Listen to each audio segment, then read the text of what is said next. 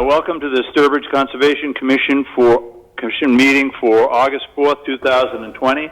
This meeting will be virtual, pursuant with Governor Baker's March 12th, 2020 order suspending certain provisions of the open meeting law, GL 30A, Section 18, and the Governor's March 15th, 2020 order imposing limitations on the number of people that may gather in one place. This meeting of the Sturbridge Conservation Commission will be conducted via remote participation to the greatest extent possible. Specific information and guidelines for remote participation can be found at the town's website. For this meeting, members of the public who wish to listen or watch the meeting may do so either online via the town's online on-demand via broadcast on cable television on channel 191 or dial in to the meeting at 774-304-1455. Enter 1428 pound for the meeting number and 12345 for the access code. No in-person attendance of members of the public will be permitted, but every effort will be made to ensure public can adequately access proceedings in real time via technical means. In the event that we are unable to do so, despite best efforts, we will post a meeting on the town website via audio or video recordings, transcript, or other comprehensive record of the proceedings as soon as possible after the meeting. So we have a quorum. Hi, Steve. Hey, greetings. Steve, yeah. I am over with Jeff. Yeah, I see that. You are Jeff Bridges. He's the town of Sturbridge, and you're Jeff Bridges. I'm sorry. God, I all of a sudden got real smart. Opening statement for public hearings. In the interest of saving time, Sturbridge Conservation Commission will hold all public hearings tonight for work within a wetland, water body, or resource area and or within the 200-foot buffer zone to a wetland, water body, or resource area in accordance with Mass Wetland Protection Act, MGL, Chapter 131, Section 40, and associated regulations of the Town of Sturbridge Wetland Bylaw and associated regulations. We will not be reading the newspaper ad. Prior to the opening for the first hearing for each project, the applicant will submit proof of notification to abutters within 200 feet of the subject property line and proof of legal newspaper advertisement. If these items are not submitted, the public hearing will not open. Additionally, prior to the start of each public hearing, we will announce the location of the project, the applicant, and the applicant's representative. That said, we have a quorum check, and we have Steve in a very nice shirt tonight. Hey. Some tropical air came into my yard, knocked down a bunch of limbs, so I thought I would wear a tropical shirt. But I'm just going to ask for here. We'll start out with Steve Haldeman. I am here. Present. Okay, Eric. Here. David. David Barnacle here. And Stephen. They're here. Yeah. Okay. Oh, there you go. And Becky's here, and Ed Goodwin's here. So we have a quorum. It is beyond 6 o'clock. Committee updates. CPA. There has been no action or meeting of CPA since the last meeting. How about the Open Space Committee doesn't have anything to report. Lakes Advisory, anything? Nothing. Trails? Trails had a meeting on the 15th, very exciting meeting. They indicated that the family day that they had planned ended up having more than a dozen people coming and working on signage and trail markings, particularly. And the neat part about it was this was an experiment to see if you could, in fact, have different families come together and still maintain proper spacing and masking while working on the trails, and it did work out pretty well. The second thing is that they did receive grants, and I'm not going to expound on them right now because you'll see everything in writing in the newspaper shortly, but there's significant money that has been allocated. I'm sorry, it was allocated before, but it now has been written off by the governor, so we're back to getting the money. So before the end of this year, the Riverlands ought to be completed with both mountain bike trails and a walking trail, so that and a parking lot, so that it will be completed all the way from Stallion Hill Road through.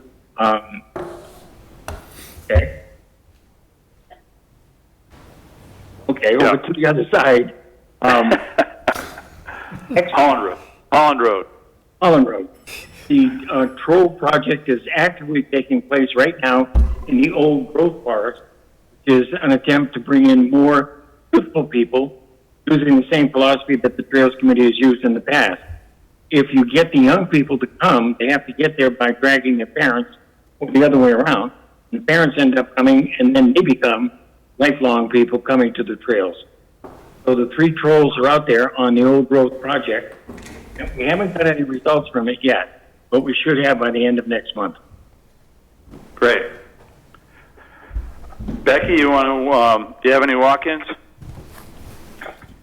No walk-ins, but we have 6 requests for certificates of compliance, so I think we could get through those before the first public hearing if you want. All right, that's great. Go to it. All right, first one is DEP file number 300-471. This is 1 Deer Run Circle. This is a house within the preserved subdivision. Reviewed the plans. I did a site visit. The limit of the developed areas are consistent with the plan. This would be a partial certificate specifically just for this lot. I recommend approval of that partial. Where is this in the? I'm trying to find it. Permits. Do you have it on the list? Yes. Yep, it's the first one on the bottom of the second page. Okay. Deer Run Circle. Okay, so that's 186 Lake Road? Or is that the third No. page? That's the third page. One Deer Yes, Run sir. Circle. I did the Bottom same of the thing. second page. I got it. All right. Deer Run. Got it. All right. Next. You guys want to vote on it? Yes. You want to vote on it? Sure. I think I actually have to recuse myself. That's my neighbor, so I'm in a butter, right? Yes. Well, you could give us some input. I think they're fine. They literally just moved in 10 days ago. Okay. So And they're watching. And they're watching you. yeah, well they should. All in I'd favor? like to approve this project. Yep. Steve? I'll second it. All right. I don't know if we, okay. All in favor? We don't have any discussion. I see no heads going. Stephen Chidester? Stephen Chittister in favor. David Barnacle? David Barnacle in favor. Jeff Bridges? Steve Jeff Alderman. Bridges. Steve Alderman in favor. Okay. And Ed Goodwin in favor. And Eric Gasper is abstaining for conflict of interest. All right, Becky, next. All right, next is file number 300-1009. This is 186 Lake Road. This request was submitted last fall, went out and did a site visit. There was a couple components that were missing on site, which they took care of this spring. I went back out. That was taken care of. It was mostly just connecting the adding a gutter to connect to the Cultec unit they put in. So I went back out. That was done. I recommend a complete issuance of this. One of the things which we will omit from it is the rain garden. They did come back to a meeting and requested removal of the rain garden, which was approved by you. So, and then with that, there's just ongoing conditions for maintaining their stormwater system components. So I recommend approval with the omission of the rain garden and the ongoing conditions. All right. Steve Alderman, I move we Any approve this. discussion? Oh, sorry. Trying to move it on. Good, no, that's good. Yeah. Do I have a second? Only a consensus vote. Yeah. Any discussion? All in favor? Eric? Eric Gaspar, yes. Steve Alderman? Steve Alderman, yes. Stephen Chidester? Stephen Chittister, yes. Dave Barnacle? Dave Barnacle, yes. And Ed Goodwin, yes. Becky, next. Like, DEP file number 300-887. This is 84A Paradise Lane. This is another one where the request was previously submitted, and it was during the winter, and we needed to review the plantings. I recently went out and did a site visit and was able to review the planting areas. Those planting areas, as shown on the plan, have been installed. I have no concerns with the project. I'd recommend issuing a complete certificate of compliance for this one. All right. Any discussion? Eric? I lost you. I can't hear you. Sorry, Eric Gaspar, approved. Okay. Steve Alderman? Steve Alderman, I approve. Dave Barnacle? Dave Barnacle, approve. Stephen Chidester? Stephen Chittister, approved. And Ed Goodwin, approve. Next, Becky? All right. DEP file number 300-466. This is for 12 Meadowview Lane. This will be a partial. This was the Highlands subdivision. This is one house within that subdivision. I performed a site visit. This lot specifically actually isn't within the buffer zone, so I have no concerns with the project. I recommend issuing a partial for it. All right. Eric? Eric Gaspar, approved. Okay. Steve Alderman? Steve Alderman, I approve. David Barnacle? David Barnacle, approve. Stephen Chidester? Stephen Chittister, approved. And Ed Goodwin, approve. All right. All right. Becky? Next is DEP file number 300-1001. This is 12 Gardner Avenue. This is a new single-family house. I did perform a site visit. As part of the project, they were required to put signage up at the 50-foot buffer zone. I did work with the applicant to figure out the signage because that was one of the conditions where the language wasn't figured out. So I did work with them on that. When I did go out, all the signs were installed properly as shown on the plan. They were required to do plantings and mulching on the slope of the septic system. Those mountain laurel plantings were in and the mulch was there. The site is stabilized. I had no concerns with the project, so I'd recommend issuance of a complete certificate with ongoing conditions, being the permanent bounds. They have to keep those up and maintain those, and then there's no additional alteration, et cetera, noted in the permit. All right. Any discussion? We'll start with Stephen Chidester. Stephen Chittister, approved. Okay. Eric Gaspar? Eric Gaspar, approved. David Barnacle? David Barnacle, approved. Steve All right, Alderman? got one more. Sorry. Steve Alderman, And Ed Goodwin. Okay. approve. Okay. Go ahead, Goodwin, Becky. your One vote has more. to go on the record. What? All right, last one. I said it. I did. I approved. Go back and check the tape. Becky, next one. All right, last say that one. like This you one will. again is DEP file number 300-466 back at the Highlands subdivision. This is for 9 Meadowview Lane. Went out and I did review the plans. I did a site visit. I have no concerns. The limit of the developed area is consistent with the plan. This will be a partial specifically for this lot. I recommend approval of the partial. All right, we'll start with you, Mr. Barnacle. David Barnacle, approved. Okay. Ed Goodwin, approve. Mr. Haldeman. Steve Halterman, I approve. Eric? Eric Gaspar, I approve. Stephen? Stephen Chittister, I approve. All right. Becky? We're all done with that? And we Yeah. are at 6:14.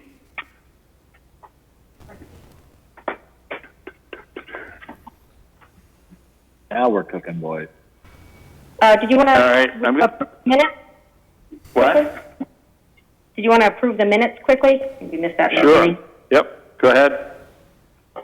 Do I have a motion to approve the minutes? I make a motion to approve the minutes. Steve Halterman, I second him. Eric Gaspar. All right. Any discussion? All in favor? All right, Eric? No, it's got to be verbal. Eric? Eric Gaspar, yes. Steve Haldeman? Steve Halterman, yes. Stephen Chidester? Stephen Chittister, yes. David Barnacle? David Barnacle, approved, yes.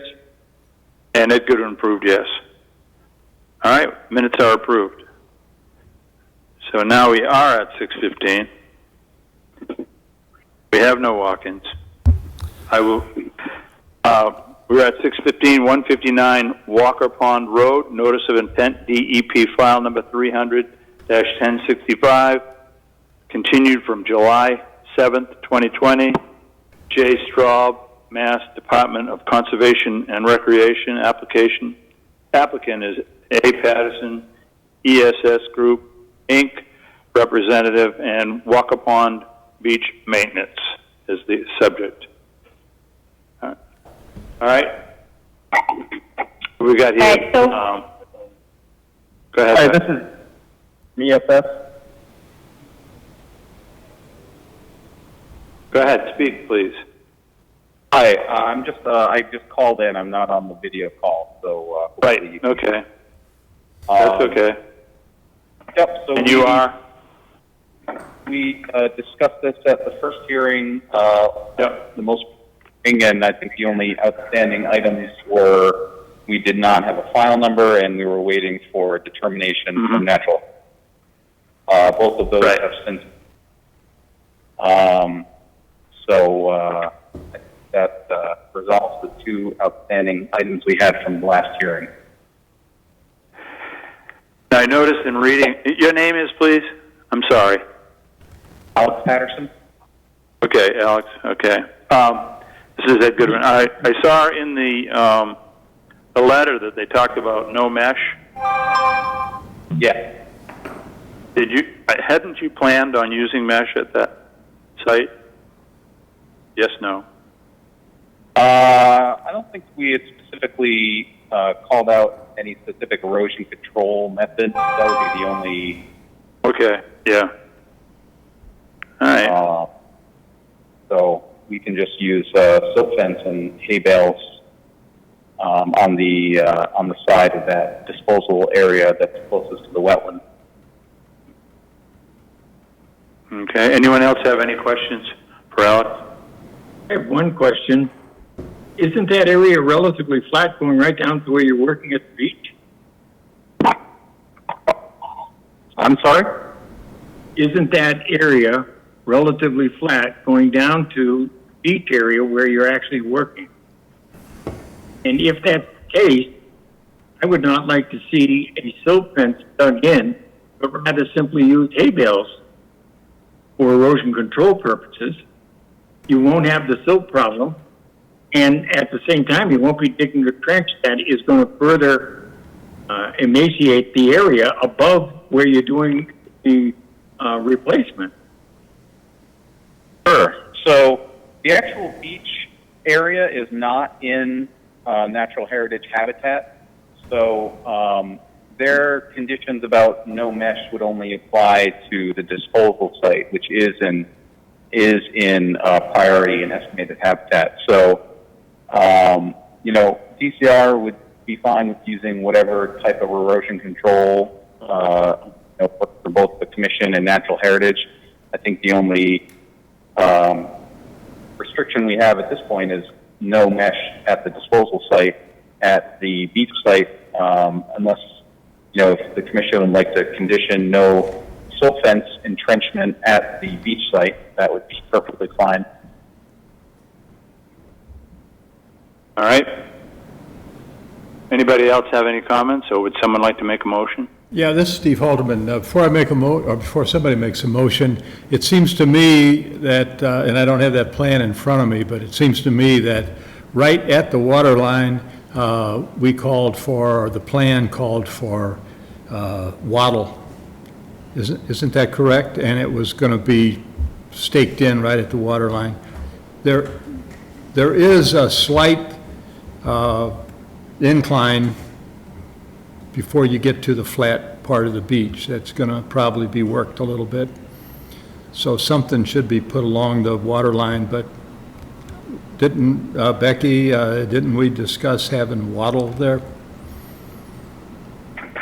I think so. I'm just pulling this out to see if I can check what was shown on the plan here. I mean, I think it'd be useful to have something, and that also was to help delineate like the limit of work to keep equipment from going into the lake also. Right. And if all the work's going to be done during the inactive season and that erosion control is going to come out right away, I don't see any concerns. I think having something there is definitely worthwhile, especially with equipment and the excavation. It just helps define that limit of work too. So I don't see a concern leaving whatever erosion controls were on the plan in place for that area. Yeah, I'm pretty sure it was wattle.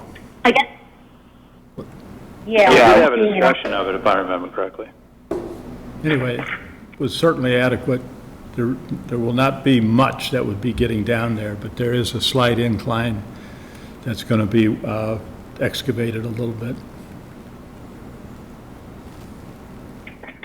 Any other discussion? Do I have a motion?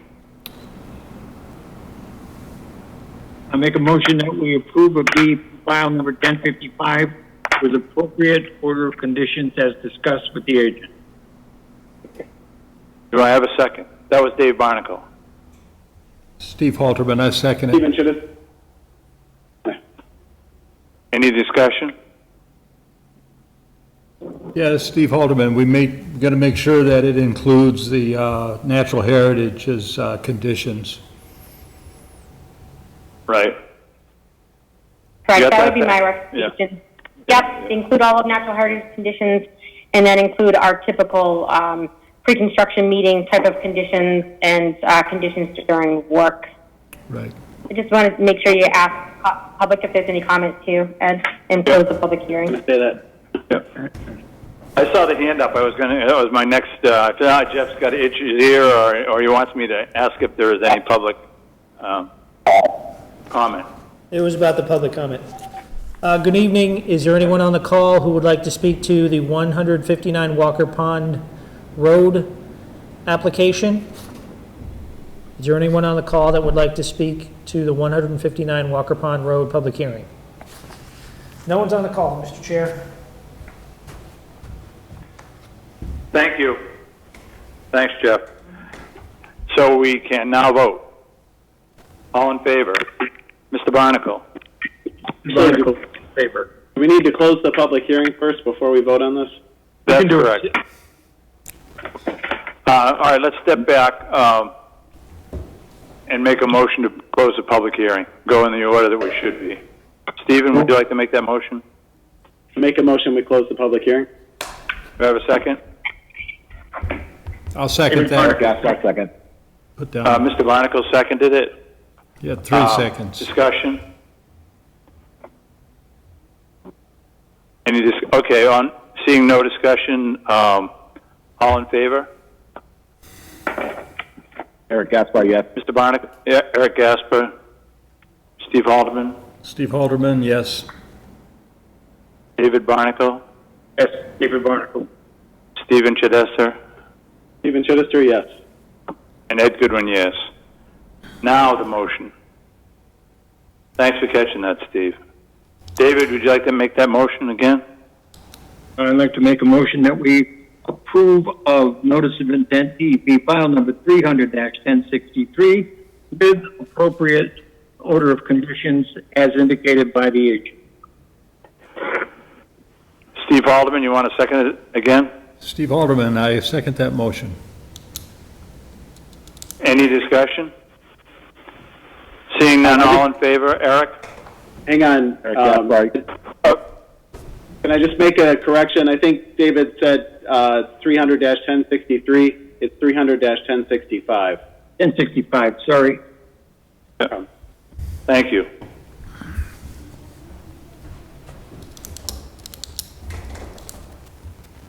Jeff? No? Eric Gaspar, yes. Yep.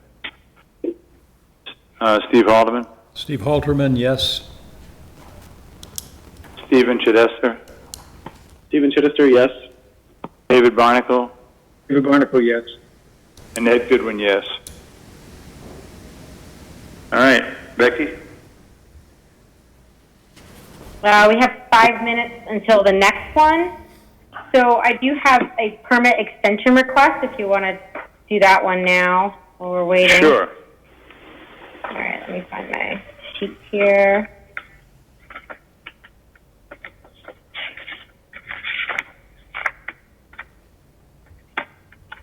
This is file number 300-592.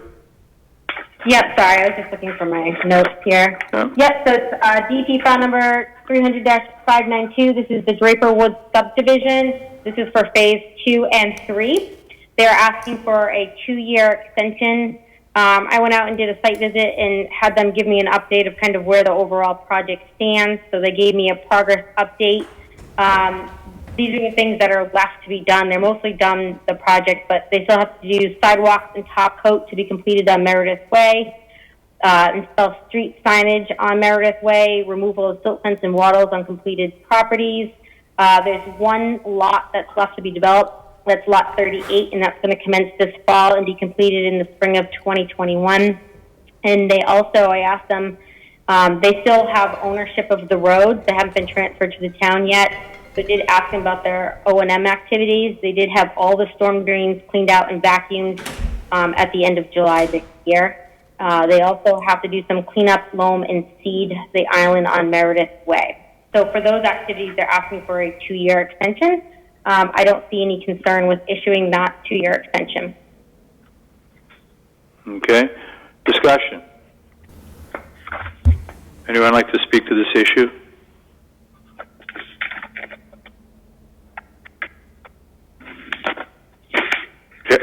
Jeff? Jeff has been called away to a phone call. Okay. Do we need to? It's not a public hearing, right? Not a public hearing. It isn't a public hearing, but if there's anybody in the public that would like to speak to this issue, it's because it is a neighborhood, right? All right. They could speak to it later. They could. All right, let's move to approve it then. Do I have a recommendation to accept Motion to the 2-year approve extension? the extension. Eric Gaspar. All right. Do I have a David second? Barnacle. Stephen? I approve Stephen Chittister. Steve Haldeman? I approve. Steve Halterman. And I approve. Ed Goodwin. All right, Becky. 2-year extension it is. Thank you.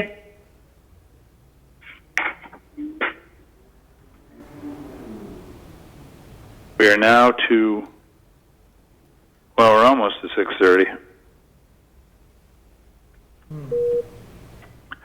I make a comment in the 2-minute opening. I don't know if you all know that Ed Hood is leaving Opakam. Right? Yeah, I heard about that. Yeah, I talked to him this morning. What the heck? Heading Had a off. great meeting. This thing. Why has my machine clicked off? Can you hear me? Yes. All right, there we Yeah, go. we can hear you. Yeah. Disappeared. I don't know whether this thing went on sleep mode or what. So we're now at 6:30? We're almost there. I talked to Ed Hood this morning. He's going to remain involved and hopes to be on the board of directors for Opakam with his new position. So I think that's important. He is a very measured individual and has helped us a lot. All right, we are at 6:30, 400 Haynes Street. Notice of intent, DEP file number 300-1063, continued from July 7th. B. Aslip of Pilot Travel Center LLC, applicant A. Roscoe of Core States Group, representative, commercial development to be in redevelopment to include demolition of the travel center, convenience store, and the fuel pumping facilities, and the construction of a new travel center, parking lot, and fuel pumping facilities. All right. Becky, you want to start in? Is Brad? Yeah, Brad's here. Yeah. I'm here. Yeah, I guess I can start. So just to give a quick update since the last meeting, there were a few things that were still outstanding at the last meeting. That's why we continued it. So since then, we did receive revised plans, which did include some of the remaining things that need to be on there, including a gate and some of the stormwater management changes that we're looking for. In addition, the peer review for stormwater has been completed and signed off by John Shevlin. So we're all set there. And just so you're aware as well, the project has been approved by the planning board and they've issued their permit. So I did draft a permit for review, which I provided to you to look at in advance. I think that we're in a good position and I can recommend approval of the permit at this time. I've added all of our typical pre, during, and post conditions in there. I'm also going to recommend for this project that we have an independent environmental monitor for it, just to provide a weekly update on where the project is, check all of the stormwater BMPs because we do have some significant resource areas here, just to make sure that things are staying in good condition over there. So I'm looking for that to be done weekly with a quick report to be provided to our office. One of the outstanding things, which I think is minor, is that there was a question about with the new stormwater basin by the pond, how many trees need to come out. They did revise the plan to show what would need to be excluded. So I would recommend, and I've talked to the applicant about it, that we do add some trees back in that area, specifically around the pond and where the basin is. And I think that we can add a condition, which I did, to have that planting plan be developed and submitted for review and approval. And then I can work with them to go out and kind of site the locations best on the site with them. Which I think, so Okay. I think we can do that with a condition in the permit. All right. Brad? How you doing? Yes, sir. I'm on board. Becky and I have talked through all of the conditions. I'm on board with that. We actually have the environmental consultant on board and somebody that I think she's worked with before. So the reporting is already getting started, so to speak. They're ready to come out. And the tree issue is fine. We'll work with Becky and Gene to make sure that we get the right species in the right place and get it taken care of. All right, great. Comments from the board? Eric? No? Steve? And I think they did a nice job covering our comments, and I think I'm okay with this. Mr. B? Only one comment, that's relative to the trees going around the ponded area. We have had that requirement in the past with the previous owner, and unfortunately, the previous owner did not put wire cages around the trees, and the beavers had snack time. So my strong indication is that for each and every tree that you plant, there should be protective devices around the trees, like just standard mesh wire, like half-inch mesh, durable type, with plenty of spacing in it so that the trees can continue to grow. Because even though you won't see them in the daytime, baby, they come back at night. Okay. No problem. Good comment. Yep. All right. And this is Stephen Chittister. I'm good. I appreciate all the work they put into this. Good. All right, let's, Jeff, can we check to see if we have anybody interested in this? Good evening. Is there anyone on the line that would like to speak to the 400 Hay Street Pilot Travel Center application? Is there anyone that would like to speak towards the Pilot Travel Center application? Nope, no one on the call. No one on the call. Do I have a motion to close the public hearing? So moved. Steve Halderman. All right, and seconded? David Barnacle. David Barnacle. Any further discussion? Seeing none, all in favor? Eric? Eric? Can't hear you. Eric Gaspar, yes. Steve Alderman? Steve Halderman, yes. Stephen Chittister? Stephen Chittister, yes. David Barnacle? David Barnacle, yes. And Ed Goodwin, yes. Thanks, Brad. Thank you. We still need to make the motion to approve. Yeah.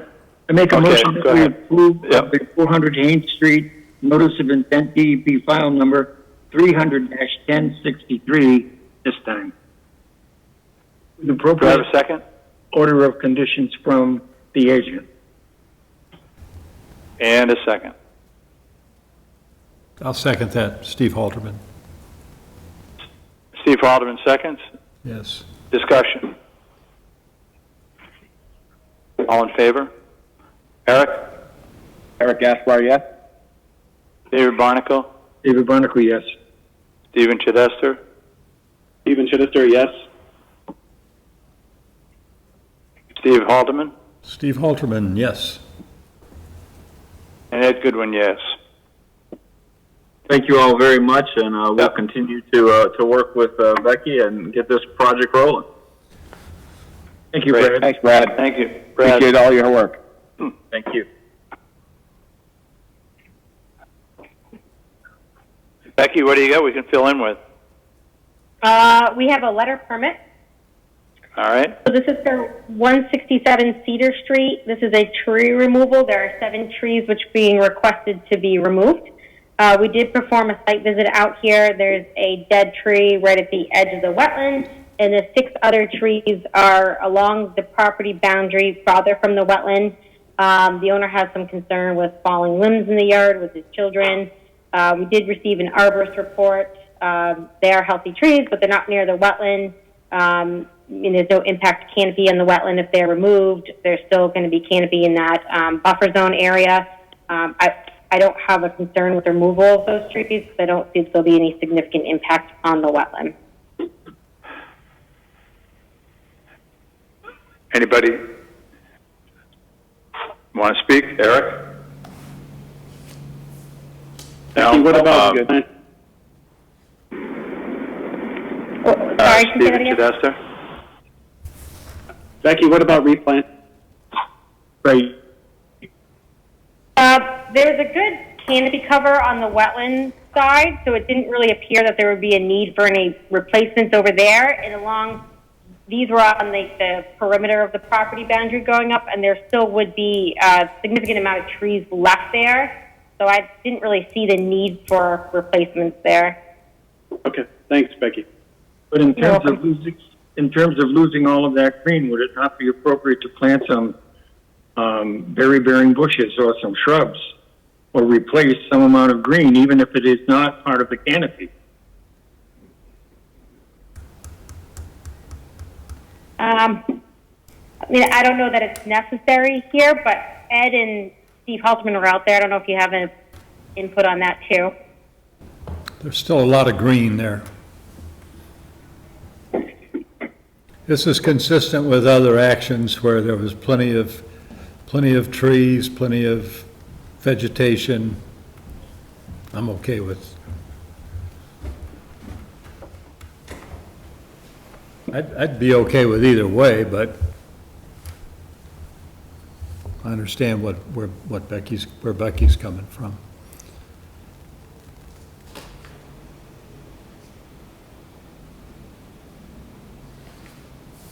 Any comment from the chair? The chair has left the building. We lost Mr. Goodwin. All right, so let's take a vote on this. All in favor of the tree removal? Eric Gaspar. Eric Gaspar in favor. Steve Halterman, Steve Halterman, I'm in favor. David Barnacle, David Barnacle in favor.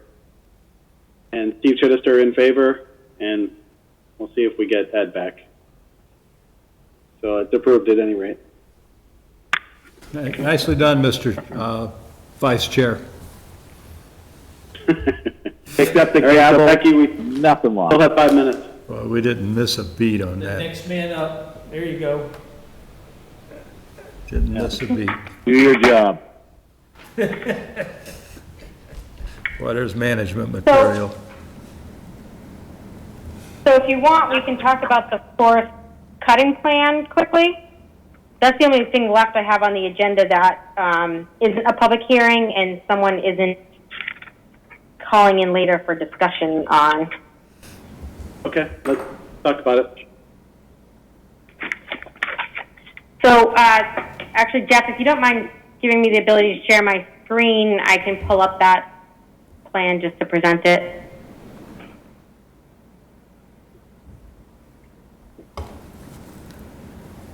Okay, Thank you. All right, well, let me find it now. Listen to that wind. yeah. A lot of trees down. Yeah, I got my street is totally covered with branches, little short branches. It's just green. In my yard. Nothing, one tree on Cedar Street All right. crashed onto a car. Can everyone see that? Really? Yeah, could you zoom out a little bit further? I'm just kidding. That's good. No. Oh. All right. So this is a forest cutting plan for 208 Arnold Road. This is a property that's in long-term management for forestry. Steve Halterman and I did a site visit out here. We met the harvester and the plan preparer, and I've also spoke to the DCR forester. DCR has issued approval for this forest cutting plan. The original plan that came in needed to be altered, so this is the revised map that went with it. Some of the wetlands weren't accurately shown on there, so they did revise that and have that resubmitted to DCR before we got it. So we did go out.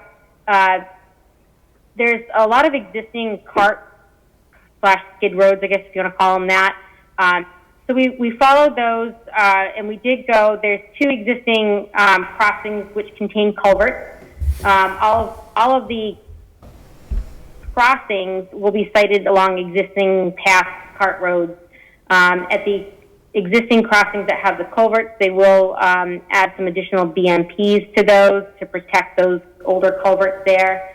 And then the two new crossings, like I said, there are existing roads that lead to them. They will be bridging those. We did talk to them, pulling them and bridging them and adding some additional BMPs. One of them is pretty steep as it leads down to it. So we did have some good discussions out there about the BMPs. So I was pretty happy with his explanation of how he, manages those areas, et cetera. So I don't see any concerns with regards to the wetlands here and the project with the crossings especially. There's no harvesting within wetlands proposed as well. Steve, did you have anything you wanted to add? Yeah, I was pretty impressed with them. There are a lot of areas that just consider wet areas that not necessarily, or not a wetland by definition, but areas that could cause a lot of erosion if they weren't covered, and they're planning on using swamp mats to protect those areas, pretty extensive areas back there, and I thought that was pretty good of them. Those are my only comments.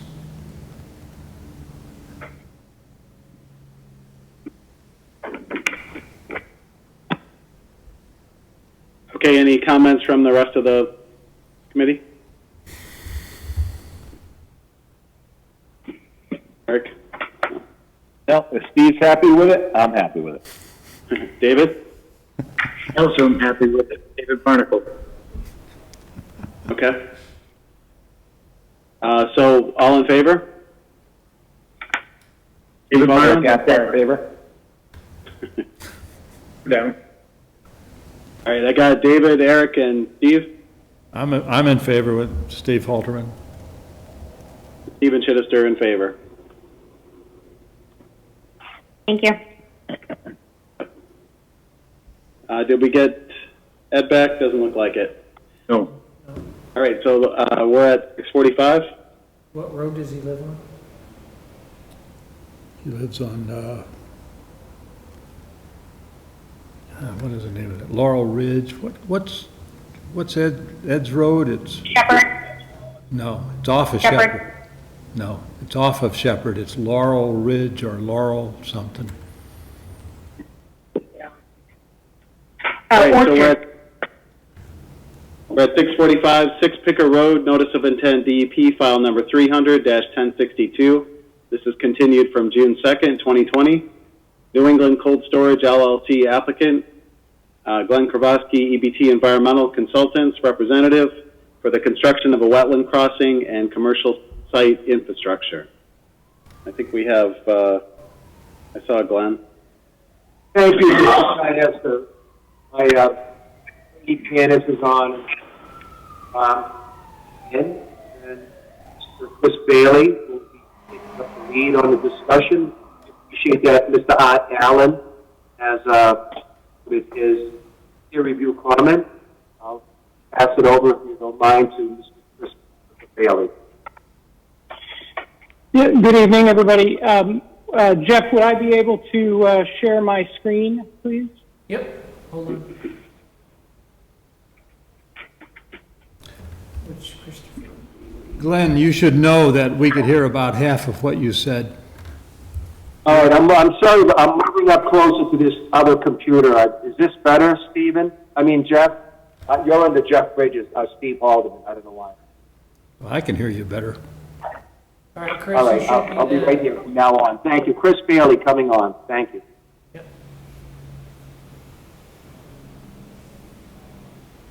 Okay. Can everyone see that? Yes, Yes. speaking for everyone. Quick introduction overview of the project. The development team is led by my company, New England Cold.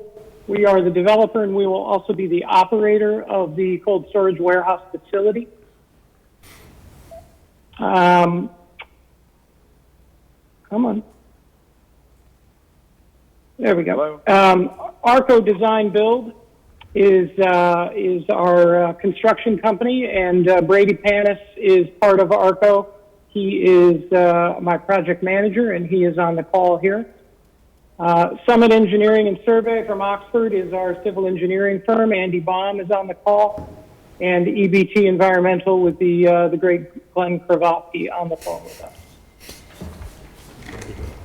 So the first, we have two items here, obviously two separate NOIs. The first is for 6 Picker Road, which is the subject property. So the location of the property is key to our business model, and we're not going to get into a lot of detail, but basically being at the intersection of Route 90 and Route 84 is very important to what we're doing. Those are the trucking corridors throughout New England, and the fact that we're close enough to the highway that we're not really going to impact the village of Sturbridge obviously is important for everyone. Getting a little closer to the site, you can see that we're surrounded on 3 sides by a highway, and this is the area where the industrial park zone of Sturbridge is. Just down here a little bit, we have the shopping plaza where Stop and Shop and Walmart are. And then there's a little more industrial park zone down this way.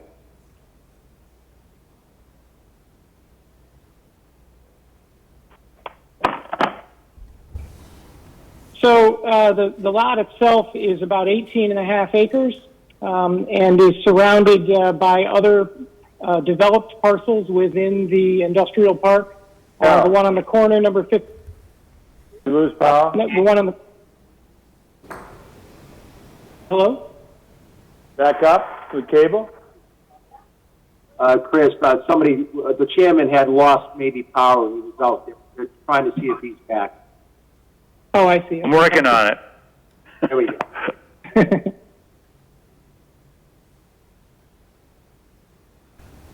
Should I continue? Yes, Yeah, please. go ahead and continue. I'm sorry. Stephen, you're in charge, right?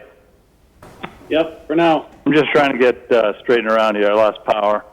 And now Right. I'm trying to figure out how to get back up and on. So the lot on the corner you're familiar with recently went through permitting and is now under construction. That's the DeRio Gas lot.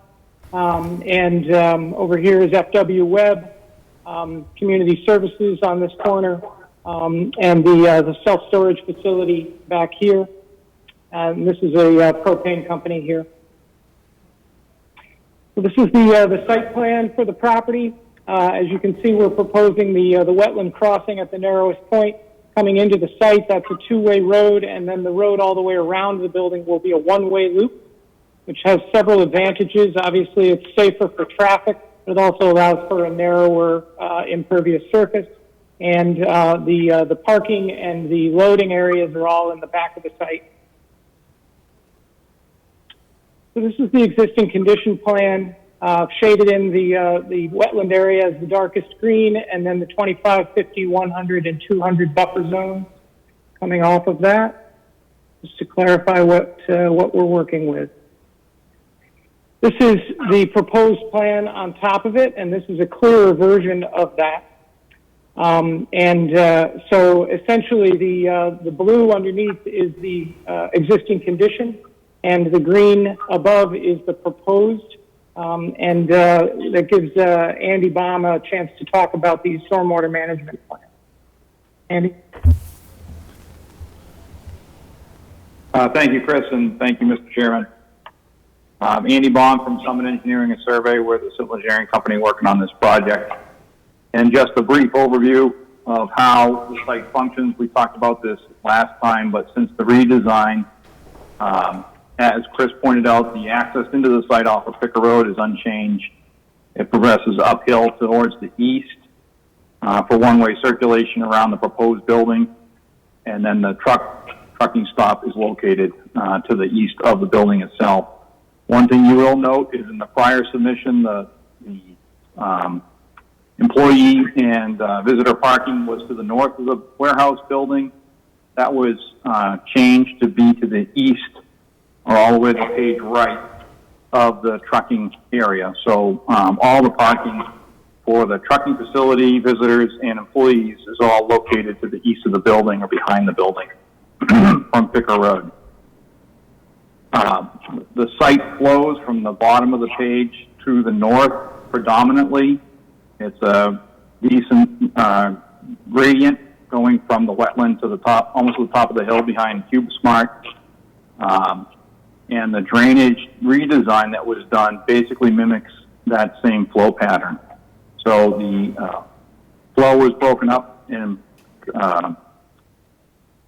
driven through BMPs, either open grass channels, open channel flow around the visitor parking, employee parking, double rim catch basins for the trucking area, and then it's closed conduit system all the way down to the west of the building, where you see a very large basin where the water is further treated with a sediment 4-bay, and then into a infiltration basin right where that pointer is, and then it's ultimately discharged just to the west of the basin right now where the proposed wetland replication is. The other basin that's located to the west of the building, that long hot dog looking one, is a direct recharge for roof drain flows coming off the building Under the stormwater management policy, roof drains are considered clean and don't require pretreatment. It does overflow into the larger basin, which is called Basin A. And then subsequently to the north of the access road is a small drainage basin. On the site plans, it's labeled as Basin B. That is there because the low point of the access road is actually lower or slightly lower than the bottom of the Basin A. So stormwater treatment for that is a deep sump catch basin, followed by a storm scepter, proprietary water treatment device, and then discharge into that basin before it ultimately flows into the wetland where the water goes. And then lastly, if you remember, we had the entrance on Picker Road. There are 2 proposed catch basins, again with a storm scepter. There is not enough real estate for any larger BMPs, so we sized the storm scepter to maintain 80% TSS coming off the site prior to discharge to the wet.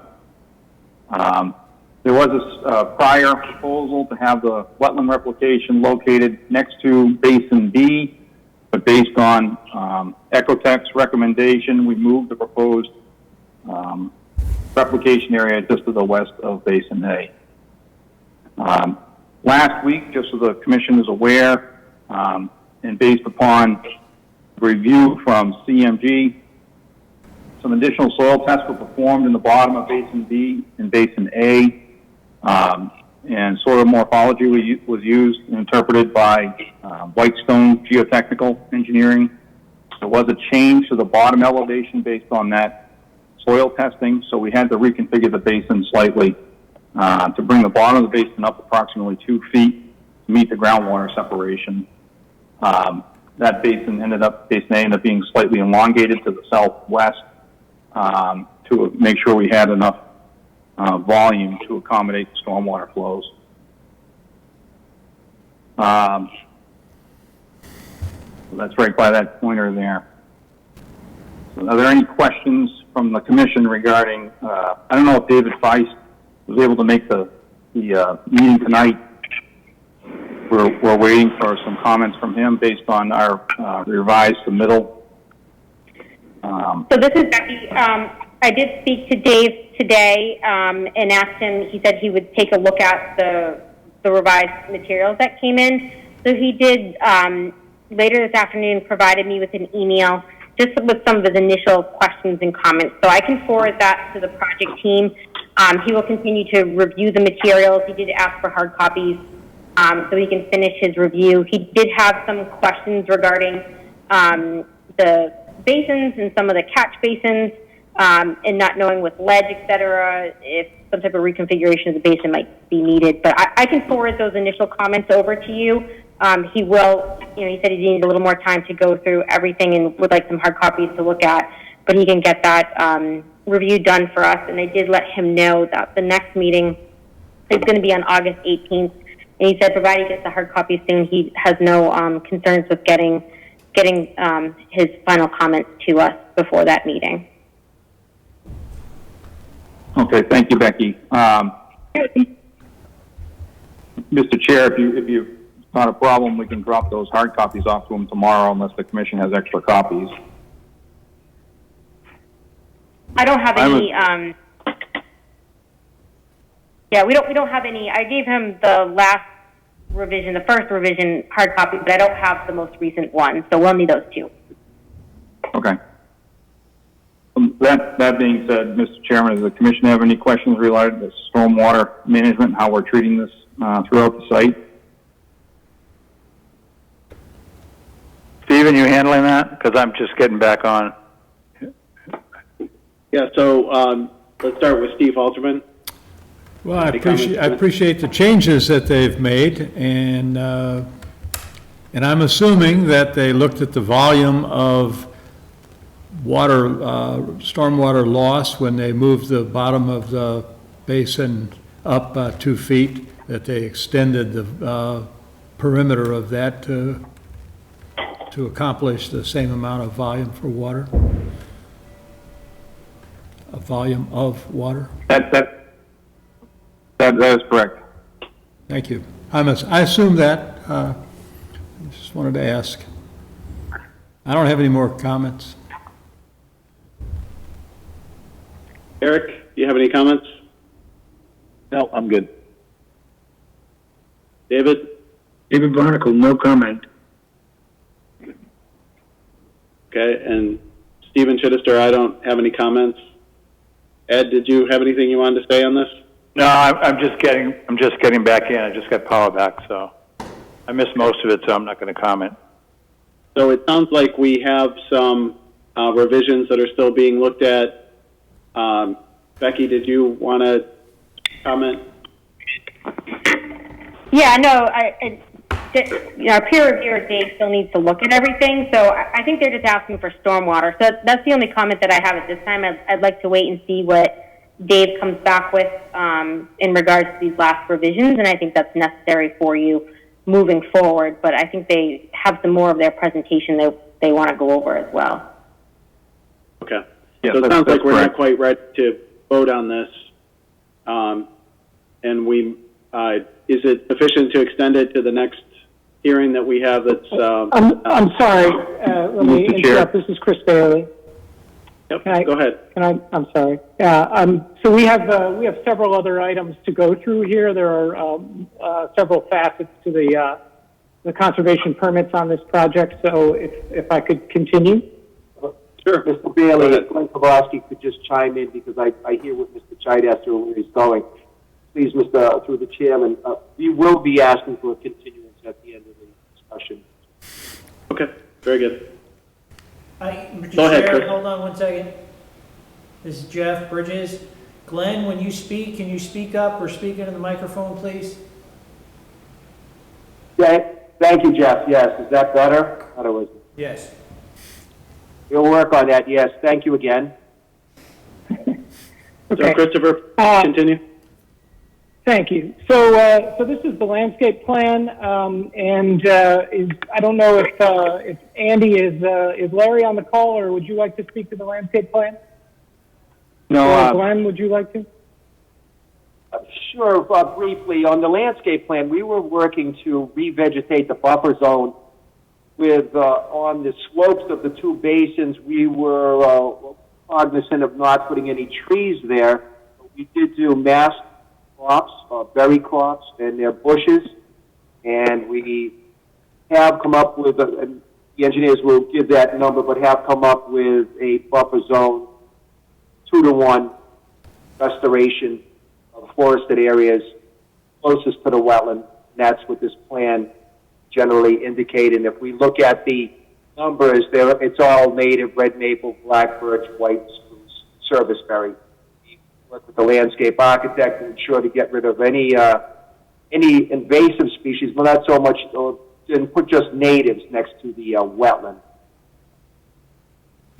Some of the other trees that I just mentioned are on the trail leading away along the side of the road and aren't on the basin slope itself. Only bushes will be on the basin slopes facing the mountains. Thank you for that. That's all I have on that moment. Okay, so moving on then to the crossing itself, we just wanted to talk a little bit about it, exactly how we're handling that. We think we're handling it in the way that impacts the wetland the least. Brady, are you there? Brady Panis, are you there? Andy, you want to cover the bridge? Sure. Thank you, Chris. So at this slide shows the proposed access road. Picker Road is up to your left. It's a 30-foot wide access road. The width is necessary for provide safe two-way truck access past each other to the facility.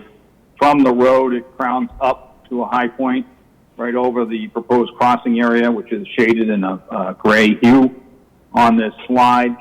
And then it progresses down to a low point, almost right where the pointer is right now, and then proceeds uphill towards the site. The crossing itself is going to consist of an arch crossing, and it'll be, just similar to that photograph right there. Although, just please note that the crossing itself, the intermittent stream is about 9 feet wide. we are proposing a lot more restrictive option where we're bridging or spanning 26 feet to maintain the BVW that is located outside of the intermittent stream. But this bridge is a very similar proposal where you can see that pipe on the side houses the utilities. You've got the arch culvert itself, or arch span itself, to go over the intermittent stream, and then have the protective barriers for a guardrail at the top. The crossing itself has a total area of about 1,100 square feet. It was shown right on that plan. If you go back one slide, Chris. Yeah, so that gray area is about 1,100 square feet. And then those narrow bands labeled B1 through B6 and B101 through B106 is the intermittent stream crossing area. And then the bordering vegetated wetlands are shown on the outer bands or the line type there. The replication area is better shown in this slide. You can see down and to the right of the proposed crossing, we're proposing 2,300 square feet of replication, so we're exceeding the 2-to-1 ratio required by the disturbance bylaw.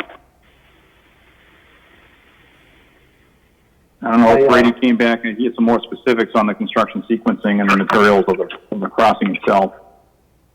This is Brady with Arco. Can everybody hear me now? Yes, yep, we can hear you. Yeah. Good deal. So, yes, the actual crossing that we're proposing is actually a precast aluminum system, and that is manufactured by Contex. And the reasoning for going with the aluminum is the head wall specifically can be prefabricated, erected on site, and set into place as one system. Whereas with the concrete crossing, we could get the precast crossing, but then we'd still have to pour in place the physical head walls. And we felt that being able to set the head wall and culvert system in place at once was the best way to avoid any more equipment or traffic within that wetland area. There will be a guardrail for safety going over the road, and in this picture that you're looking at here, you can see that aluminum pipe running along the side of this example. We will similarly be daylighting our utilities to get across the wetland so that those are not running underground within the wetland. So our sanitary, our domestic, and our fire will all be daylighted running along the side of the culvert, and then the electrical will be overhead power lines from National Grid. We are proposing 3 additional pole lights, 2 of which will be within the 100-foot buffer zone and 1 within the 50-foot buffer zone just west of the intermittent stream.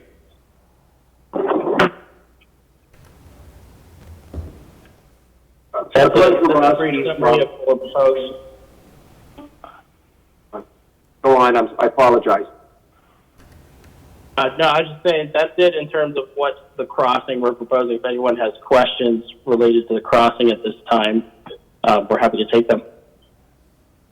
Glenn Karofsky from EBT. The one point I'd like to show, seeing as we're looking at that crossing, we did in our heating with issue when we discussed this project, we wanted to bridge the entire wetland system, and that's what this does. But we actually put together a plan, or some of engineering did, of what a crossing that meets stream crossing standards would be, and it would be 15 feet across, and meeting the openness ratio. We do have an exhibit of that. We just wanted to present it, show that we're not looking at altering the ground at the wetland or in the intermittent stream, and that's why we went with the longer span. I hope you can hear me. All right, thank you. That's all from me. Okay. Yes. Heard you clearly. So, should we move on from the bridge? Anybody have questions more about the bridge? This is Ed Goodwin. I'm breaking back in. I've lost power a couple times now. I don't know why. The question I have is, how long will the bridge be in place? This is a permanent cross we're proposing. The duration of the project, lifespan of the building, and the cold storage.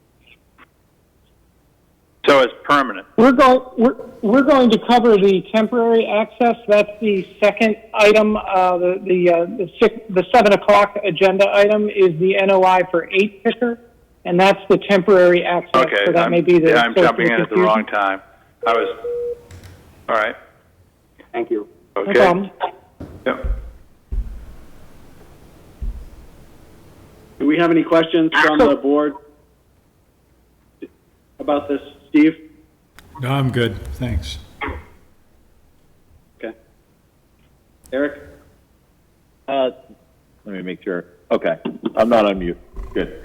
I just had a clarification from Glenn. You had said during the landscaping plan that there was plans to remove invasive species. Is there specific invasive species that is in there that you're targeting?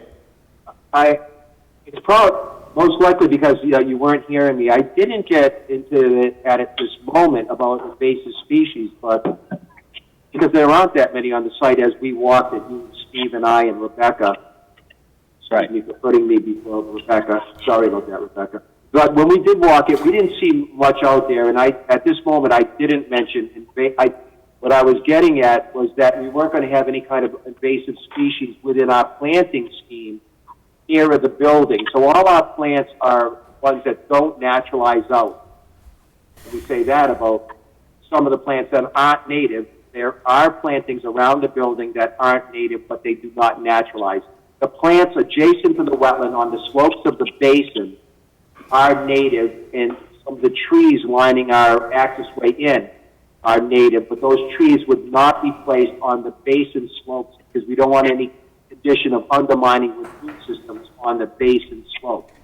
We didn't want to just leave those basin slopes facing the wetland there or just grass. So we planted them with bush species that have berries and nuts that can be mast crops or forage for animals.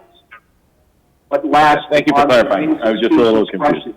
I did want to say though, any invasive species that we do come across, which are scant, we would remove.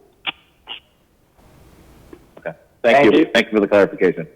Thank you. David, do you have any questions about what they've reviewed so far? No, I'm pleased with what they've reviewed so far. Okay. Ed, if you want to go ahead and take over again, I think we're getting close to wrapping up 6 Picker Road. Yeah, okay. Well, you wrap that up, and then I'll, because I didn't hear, as I aptly showed, I was in the wrong spot. Okay, thanks, Ed. Christopher, did you have any additional information you wanted to talk about 6 Picker Road? We have a couple more items. So the alternative review that was done, the alternative analysis. Brady, can we hear you today? Yes. So we provided an alternative analysis of 4 different site access points that was provided to the Commission shortly before our hearing 3 on June 2nd. At this point, Ecotech has reviewed the alternative analysis, and their comment was that they agreed that the site in its current state, we have proposed the best option. To summarize, and Art, if I'm misspeaking at any point, feel free to cut in there. To summarize the alternatives, the first option we looked at was using a common driveway with 8 Picker, as they already have an existing culvert over the wetland. It was determined that common driveways are not permitted by code within the town of Sturbridge, so that option was deemed unfeasible.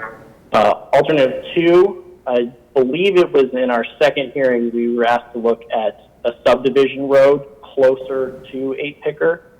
And as we looked at that, it was determined that that would impact over 7,000 square feet of the wetland, which is significantly more than our 1,100 that we proposed. Alternate 3 was to access from Route 49 to the northeast of the site. If we could access from that point, we could avoid going over a wetland completely. However, since that road has been constructed, there's been a no access zone that cuts right across our property line that eliminates that option. Alternative 4 was to come up on the eastern part of Technology Park Road near the end of the CubeSmart property. We had to eliminate that option for a few reasons. One, it's a private way, so we don't have control over being able to construct on. The proposed construction would require us to extend the cul-de-sac to the end of our property line for a turnaround, and we would not be able to build that cul-de-sac to the minimum requirements with that no access zone that's still cutting across from Route 49, as well as the stormwater that's currently in place on Tech Park would require significant upgrades, and we wouldn't be able to meet the code minimums with the additional impervious area we would be adding from Technology Park Road. That's a summary of that. If there's any other questions or comments on those, we're glad to hear them. Otherwise, I'll keep going over to Mr. Kravosky. Thank you.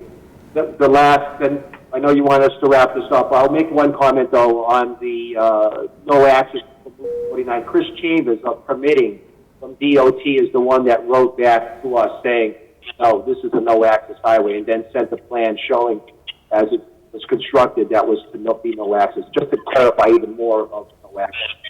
Getting into the, because Art Allen had written that unless the subdivision was created prior to 83, which it hadn't been, the cutting up of this original parcel, larger parcel, yes, the mini storage, the piece we're talking about, the Beecham one, and the other oil company.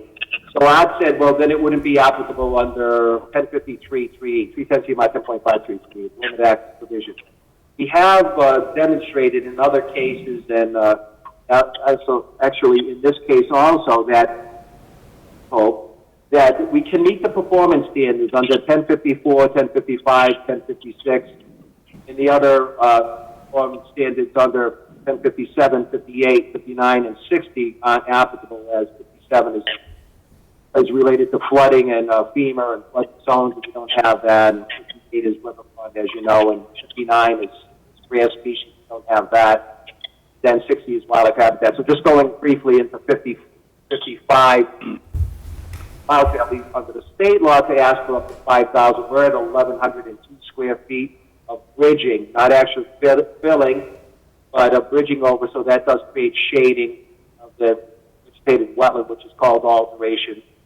So even though we're attempting to avoid any alteration, we are altering, at least by shading, but we are under 5,000. The second one, so we replicated, as the screen shows, more than 2 to 1, as you require a 2 to 1 ratio, and we exceeded it.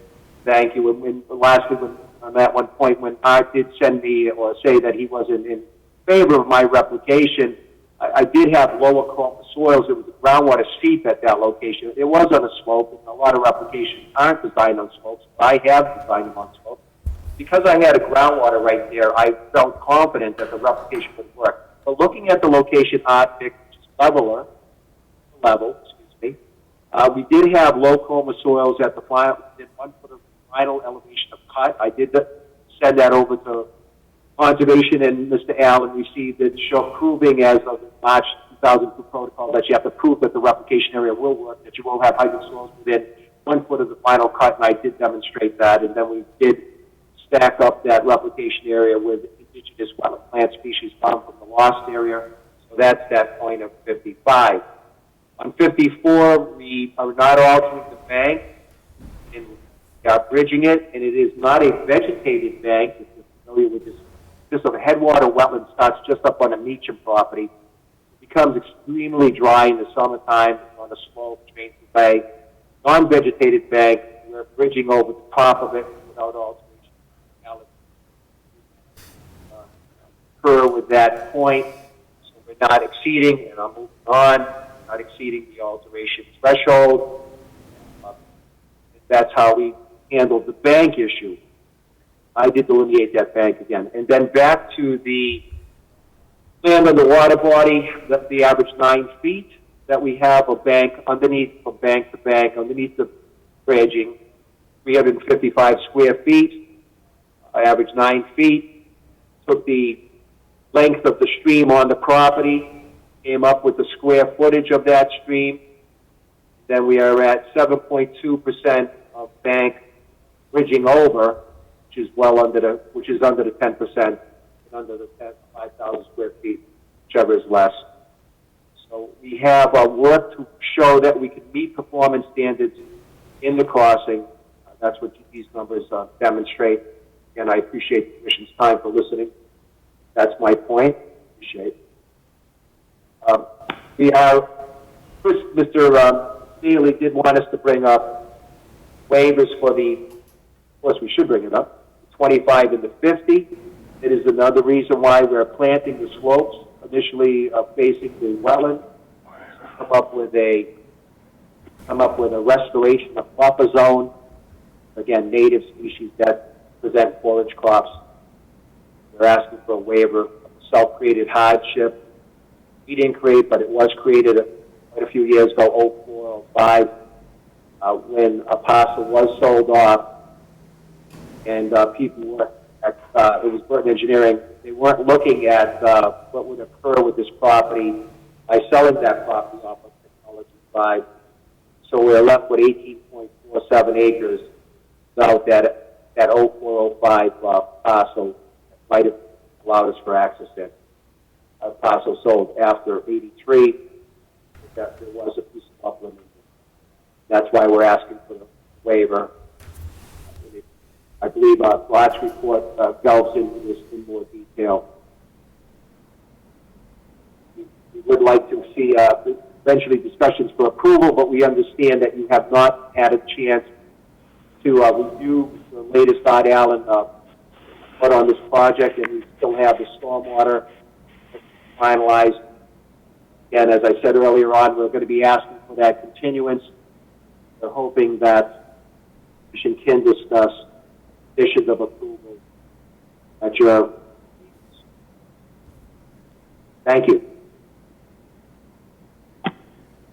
Thank you, Glenn. Okay, Christopher, did you have anything else you wanted to present for this, for 6 Picker Road? No, sir. What we're hoping is that we would be able to work with Rebecca between now and the meeting on the 18th in order to start to develop the conditions for approval, so that we can bring this to a close at the next meeting. Okay. Becky, any comments that you want to make this time? I don't have too many comments, but Art hasn't had a chance to review the last revision. He was trying to get onto the meeting, but he was having some issues, so I don't think he's here. We'll wait on the stormwater. We'll wait on Art's comments. With your information, with your packets, you were provided, there was 2 peer review reports that were provided by Art. He did comment that he thinks that you can use your discretion for approval. Obviously I've thought about some conditions that I would recommend, if you did choose to issue an approval for the project. I would recommend, all of our typical pre-construction conditions, and then, we have conditions in perpetuity for stormwater management and other activities that need to be ongoing.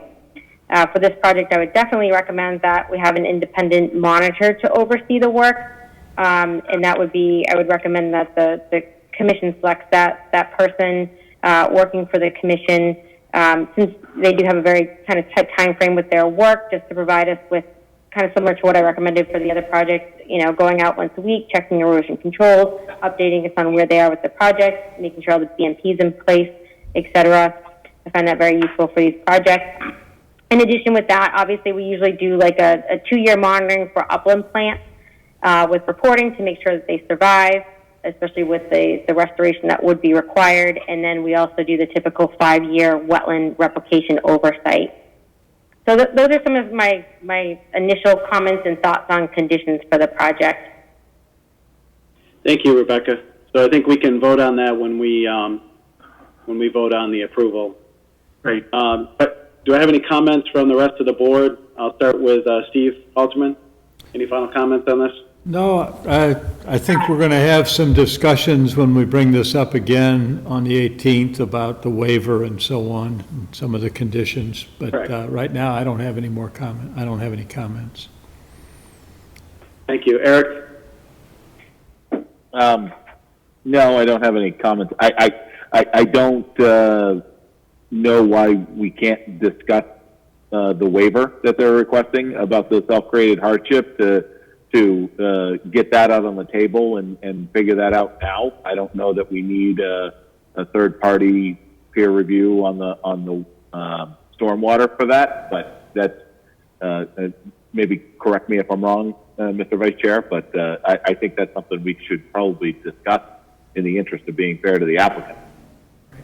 Yeah, I'm fine with that, since I brought it up. All right. All right, so Eric, do you want to lead that discussion then? What? Well, we're still on 6, so, we're on 6 Picker Road, so why don't you just finish that? I mean, as far as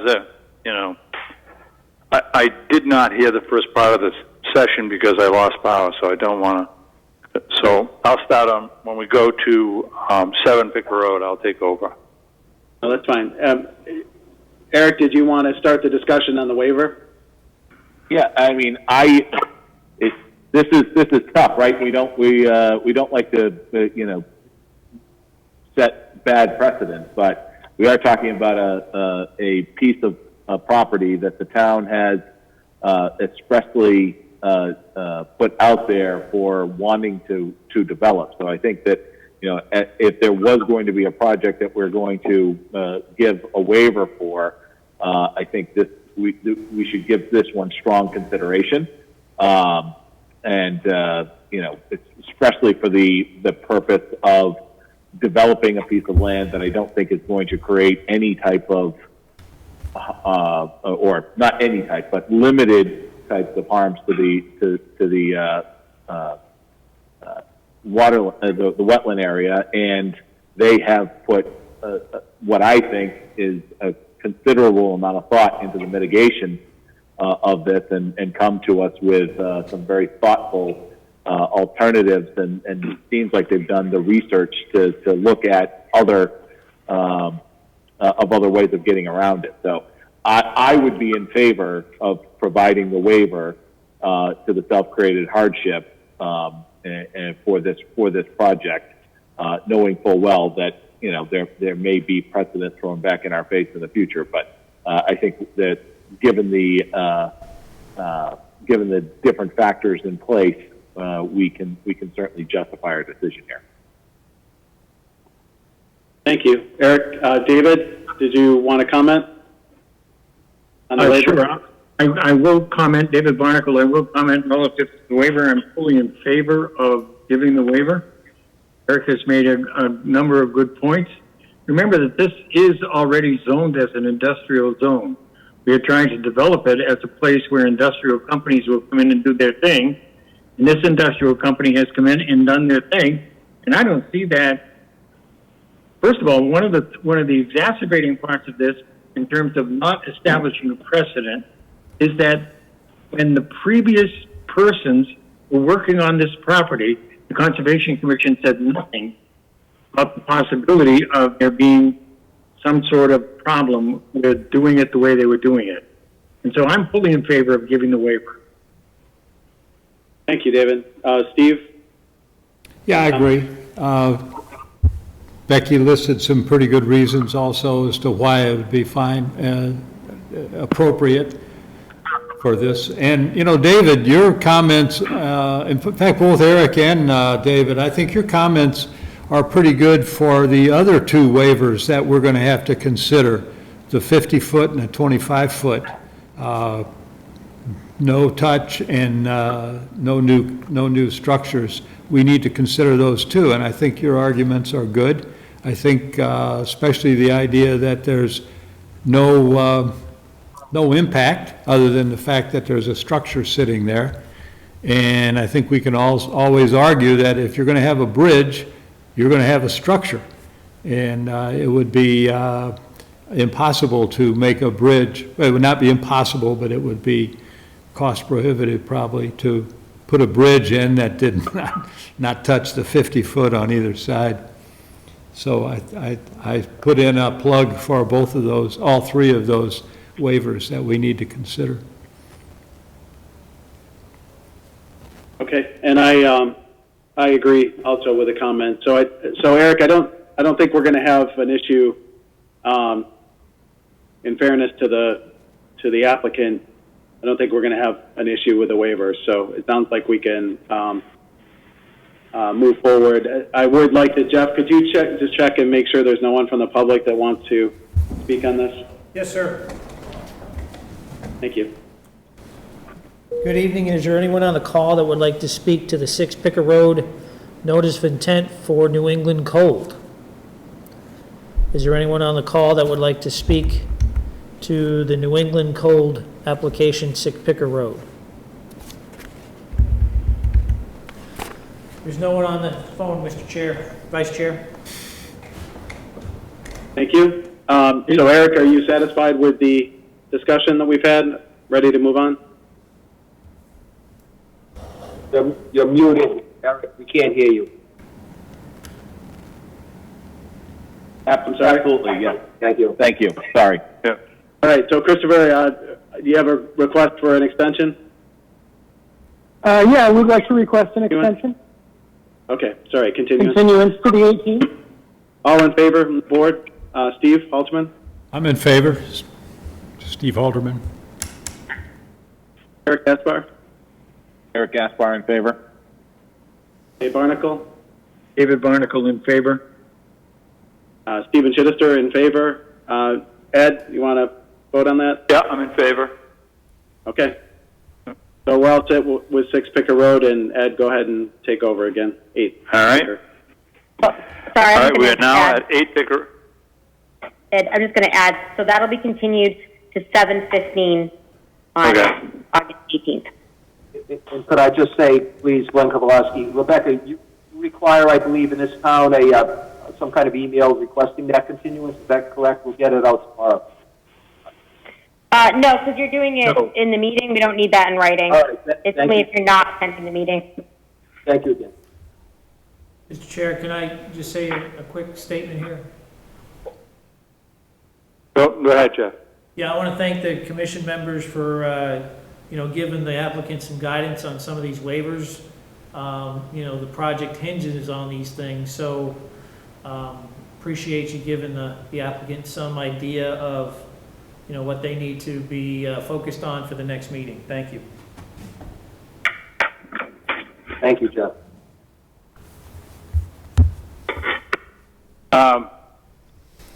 We are now at 7 o'clock. I apologize. I lost power twice. So, 8 Picker Road, notice of intent, DEP file number 300. TBA, Beck? We actually did receive, nope, we did receive a file number recently, so it's 300-1066. 1066, okay.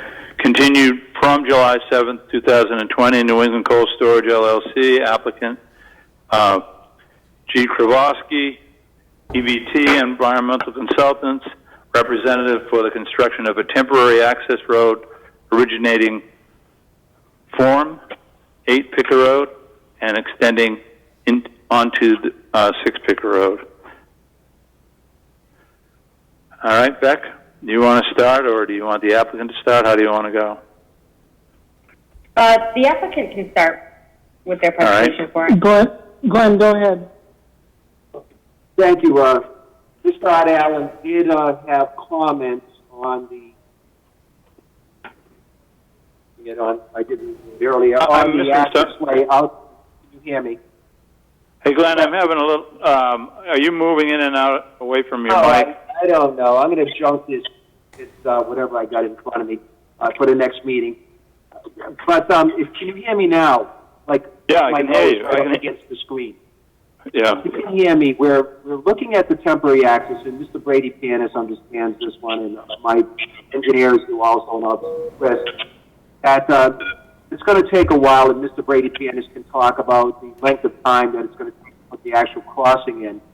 So we have been working with 8 Picker Road to develop a plan to temporarily come in, get the site moving, get the trees removed, with this H-picker access, temporary access. We did get your positive determination that you wanted to notice for it, so we didn't want to encumber the 8-picker with the 6-picker order if we do get one for 6.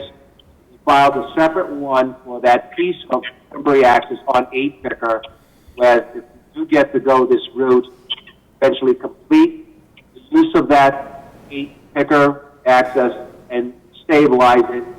We did hear that you want the buffer zones to be shown for 2 years, with that they're growing. Now we understand that we're going to get an order, potentially an order of conditions that would require us to monitor the tree, the forest that we replace.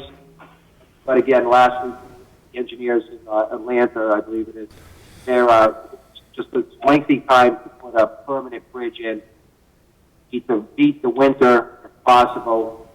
And I'm sorry to say one last side note, but on an industrial park we're working on 146, there is a very similar, I was on it last week, temporary access to get in, similar to ours, get the site under construction. We just restored that temporary access last week, matter of fact.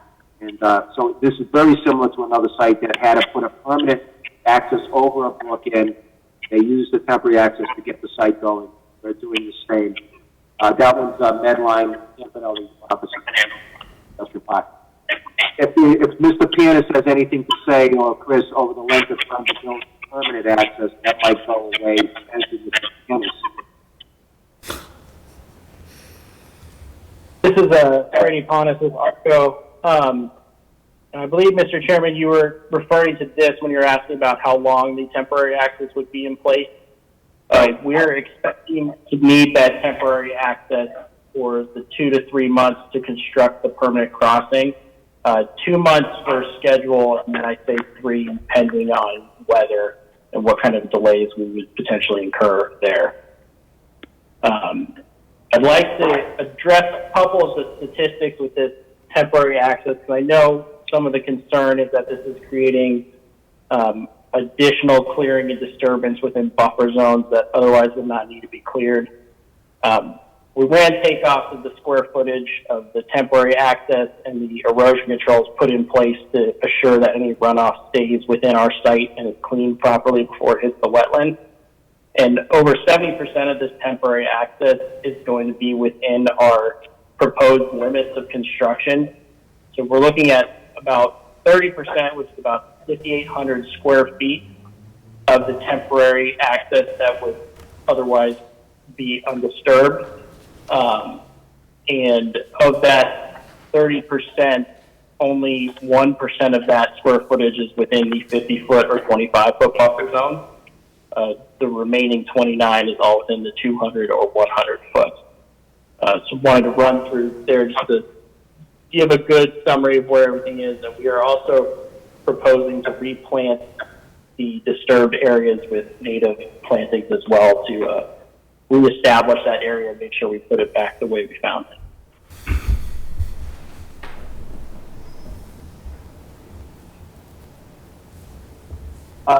If there's silence here, you know, Glenn, he hates, doesn't like to hear silence too long. We end up looking at that from my point of view, sure that the gravel, that the surface of this temporary access is also crushed stone. There was a little question about that, but I feel that with the drainage swale on it and the stone matrix and the basin at the bottom and the monitoring, if you have your own monitors come in or have us look at monitoring, this would be monitored with duration to ensure that it stays stable and it serves our purpose, and then we restore it.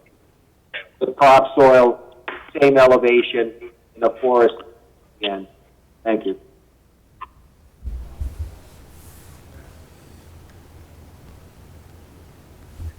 All right. So, this one being much simpler than the last one, that's pretty much the extent of the issue. I don't know, Rebecca, if you'd like to make any more discussion about this. Yeah, I do have a few comments to add. So the first submission just included restoring this with loam and seed. Some of the comments that I had was to look at doing some additional restoration to bring it back to what it was, which they have incorporated like a full course restoration. So I'm happy to see that was included. In addition, some of Art's comments were also incorporated, adding some additional BMPs in there. So Art, the third-party reviewer, did comment on this final plan set, and he didn't have any concerns with it. He thought, in his opinion, that the stabilization and restoration could mitigate for the impact for the temporary access. I do agree with that. A few of my other comments, you went over, 70% of the temporary access is within the project footprint, so it really is a small area that we're talking about outside of what would be permanently altered for this access. One of my other comments and kind of questions was thinking about the culvert underneath the access for 8 Picker Road. I think that was put in the 80s. So I would like to see, and I've talked to the project proponent about this, making sure that culvert can handle the construction equipment.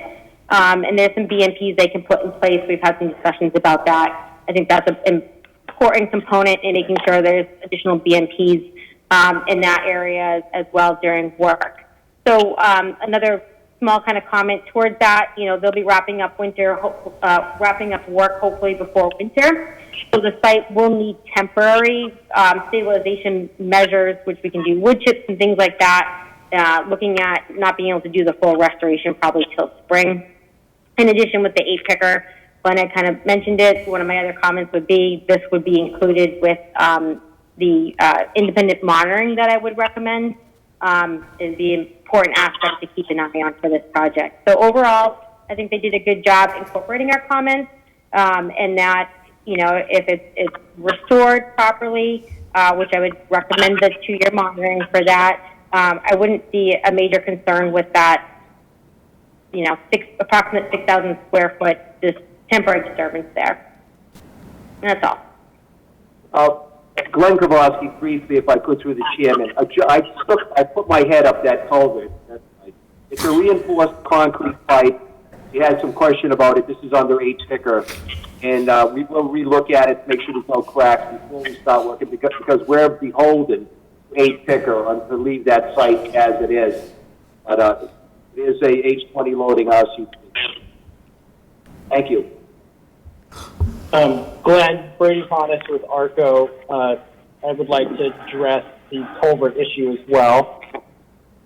We have looked at that in creating our easement with 8 Picker to use a portion of his property for this access. And the intent on that culvert, as we are not concerned that our truck traffic is going to break the culvert. We are more concerned that we might damage some of his existing asphalt.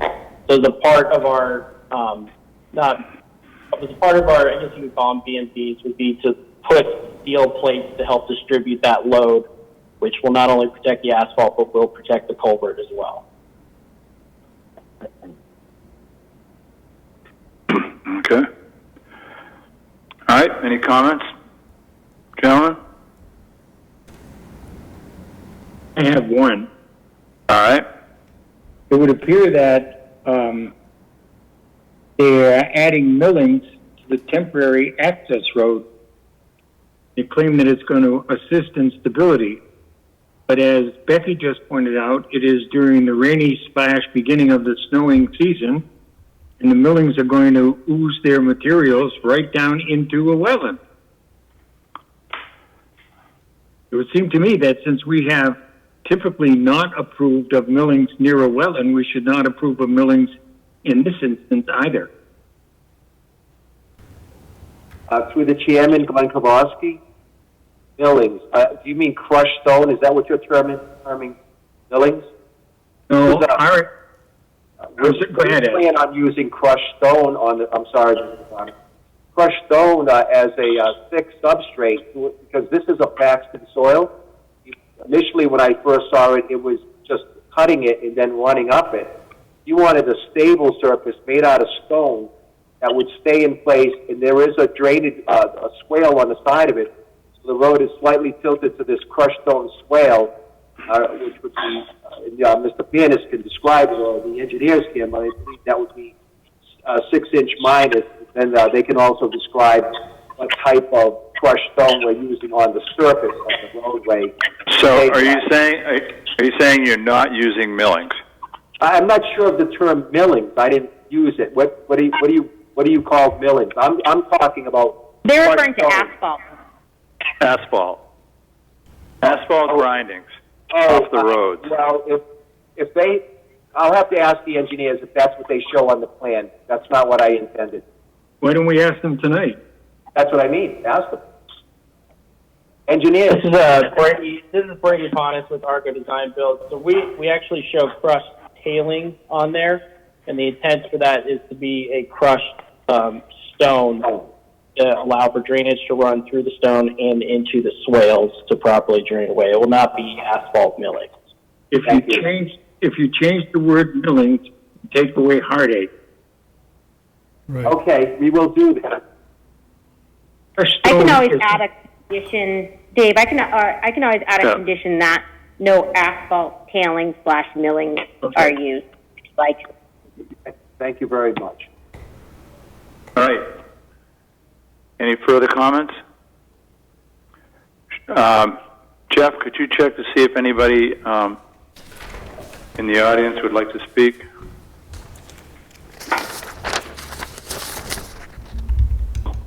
Good evening. Is there anyone on the call that would like to speak to the 8 Picker Road temporary access for New England Cold?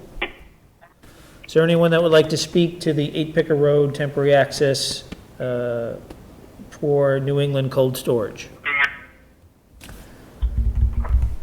There's no one on the call, Mr. Chair. Thank you. Do I have a motion to close the public hearing? So moved. Steve Halterman. Steve Halterman. Second, Do I have a Eric second? Gaspar. Eric Gaspar. Discussion. David? I'm in favor. We're voting. I'm talking discussion here. I just was wondering what, Nobody had anything to say. seeing no discussion, then, do I have a motion to approve? Oh, we need to vote on the closing. No. We have to vote. I thought we did, didn't we? No. Okay, closing, I'm sorry. Okay. Do I have a motion to close? I already Your made, motion and the second. Vote on it. Who made it? I made the motion, Steve Halterman, to close. Yeah? Okay, And I do I have a second it. second? We just need to vote on it. Yeah, all right. David, starting at your end. David Barnacle in favor. Stephen? Stephen Chittister in favor. Eric? Eric Gaspar in favor. Mr. Haldeman? Steve Halterman, in favor. And Ed Goodwin in favor. Now that we have closed the public hearing, do I have a motion to approve the project as outlined? This is Steve I'll Halterman. move Eric Gaspar. You pick. Okay, we got Steve or Eric? Which one? You pick. We Go both for did it, it. Steve. We did it simultaneously. Eric, will you second it? Eric, second it? Speak, Yeah. Eric. Okay. Okay. We got Steve pick and Eric second. Discussion. David Barnacle. This project is going to be wildly dependent upon the order of conditions that we approve of and that we put together. Becky has already made a number of suggestions relative to what needs to be done. We need to make absolutely certain that that order of conditions is tight. These people appear to be doing everything correctly and moving along exactly the same kind of lines that we like for projects like this. So all we want to do is round it up. Okay. Well, Becky's been going through and making the list, checking it twice. What else do we need to talk about? Oh, one of the things that Art Allen talked about in his notes was that additional BMPs may be necessary to mitigate for the truck traffic, for example. And I don't even know what that means. Right, but that's a different project. I think if we approve this and we don't approve the other project, they're not going to follow through on this permit. Right. Isn't this 8 Picker Road? Yes, it is. This is it. But they're not going to build the temporary access road if we don't approve 6 Picker Road. Mike Glenn Kowalski, is it appropriate to say one point? I know they are in discussion, but other mitigations might be, and sure, and I didn't see them on the plan. We're going to need tire scrubbers as soon as the trucks are leaving the top of the hill. That would be another mitigation, that we ensure that we're getting that junk off the tires before it gets onto the roadway, before it goes down the hill. That's just one brief point. I might have other ones. All right, well, do you want to, what does the committee want to do about it? I want this thing to pass. Just want to make absolutely certain that we get Art Allen's notes in there and everything that Becky has already written on all number of pages, whatever it is. So I can just kind of go over some of those quickly for you if you like, if that would be helpful. Yeah, go over them, Becky. Okay. So obviously we have our standard conditions. We include pre-construction, during construction, ongoing. So for this, as I mentioned before, I definitely recommend the independent monitor to oversee the work. That would be like a once-a-week reporting. They'll have to do SWIP monitoring anyways. That's a condition that we have in there. They're required by the feds for that. One of the things that you mentioned was no asphalt milling. I do have down to have additional BMPs to protect the resource area and the culvert area at the front entrance of 8 Picker Road. We can add on that additional BMPs. We usually have, things in place for mitigating for truck traffic, bringing dirt, et cetera, off there. We have a standard condition that we use. We can add into that tire scrubber. Sometimes if it's really dry and dusty, we add in spraying, things like that. So we have a condition I can add in there for that, to mitigate for that. In addition, since there will be restoration plantings here, as I mentioned, I recommend, since they're just upland, that they be required to monitor those for 2 years and send reporting in on that. And then also, I would just add, how I mentioned, they'll be doing the work prior to winter, and then they'll have to do the spring restoration, adding in some temporary measures for stabilizing that temporary access once they're done until they can do that final stabilization. And one of our conditions that we have in here, too, that will probably address some of your concerns is that, they can't start work until all of their other approvals, et cetera, are required. So. Okay. Does that sound all right to you, Mr. Barnacle? It does. About you, Mr. Haldeman? Yeah, it sounds good. And I think I heard in there that Mr. Chairman, I do have one comment. Did I hear in there, Becky, that the exit pads are going to be probably 4- stone and definitely not grindings or millings?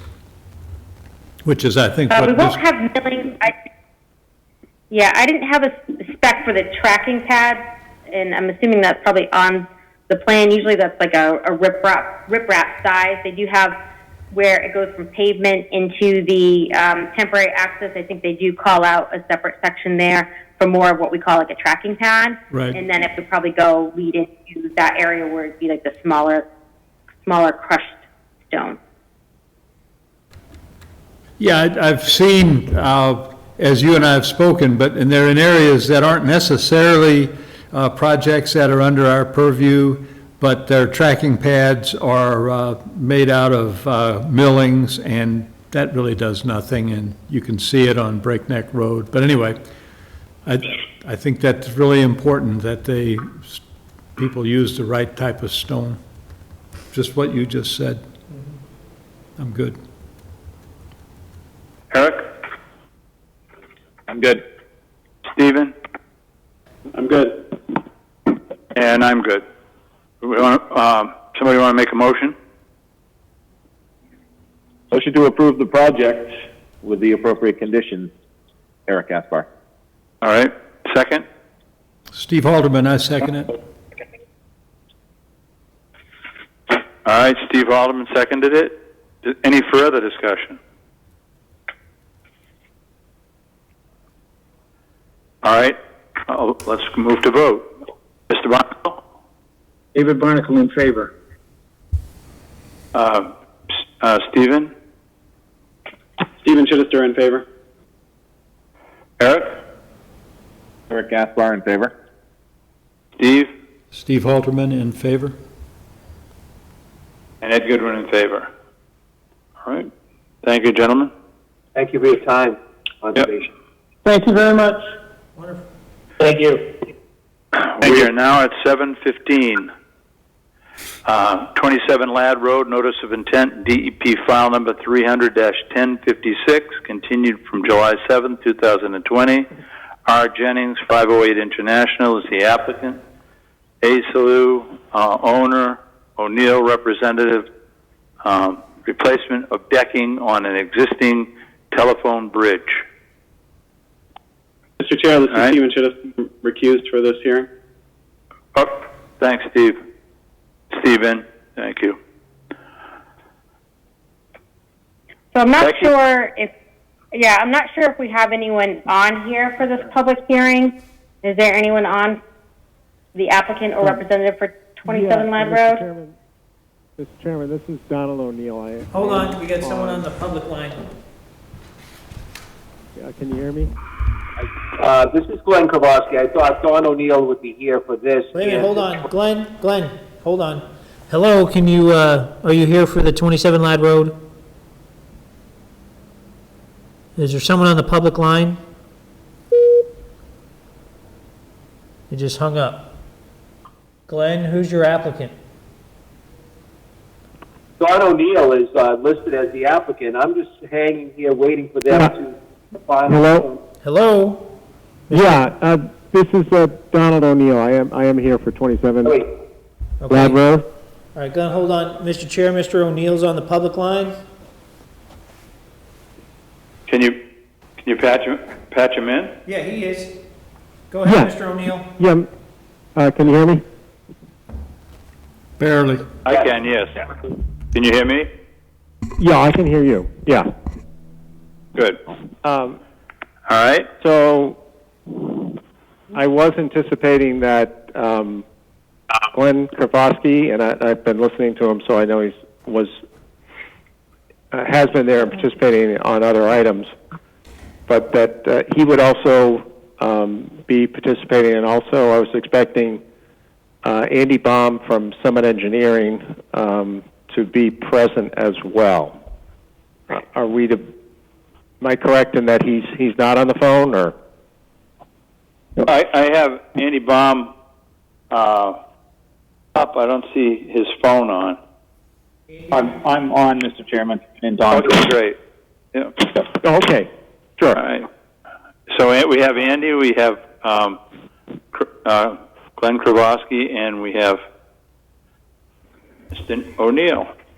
Yes, yeah. So I was anticipating that I would defer to Andy and Glenn basically to review what they've done and present their findings to the commission, and that I would be available if needed for any questions that were directed my way, but that I would defer to them in terms of outlining the work that they've done and what they've what the results are from the work that they've done.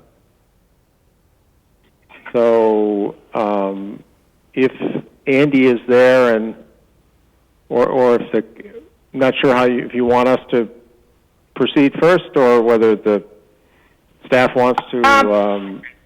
Well, I think one of the questions that comes up very quickly is where are we as far as the status? I thought that when you were at a recent meeting, we discussed going and mapping the wetlands that were being crossed, that were being used, and to come back, and that we were putting together a full plan around 27 Ladd Road. Yeah, and it's my understanding that has been completed. Okay, well then whoever has done it and has the information, do we have anything in writing, Becky? Yeah, I'll just add in. So we've got two different filings here for these properties that 508 International is using. This one is just related to 27 Ladd Road. So we do have a separate hearing, which is the next one for 205B and 205C Podak Pike. So just to kind of summarize where we left off, it's been a little while since we.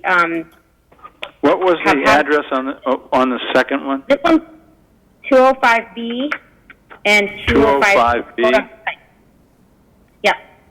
So this hearing is just for 27 Ladd Road. So when we had this hearing for 27 Ladd Road, we said it wasn't satisfactory, that we wanted the entire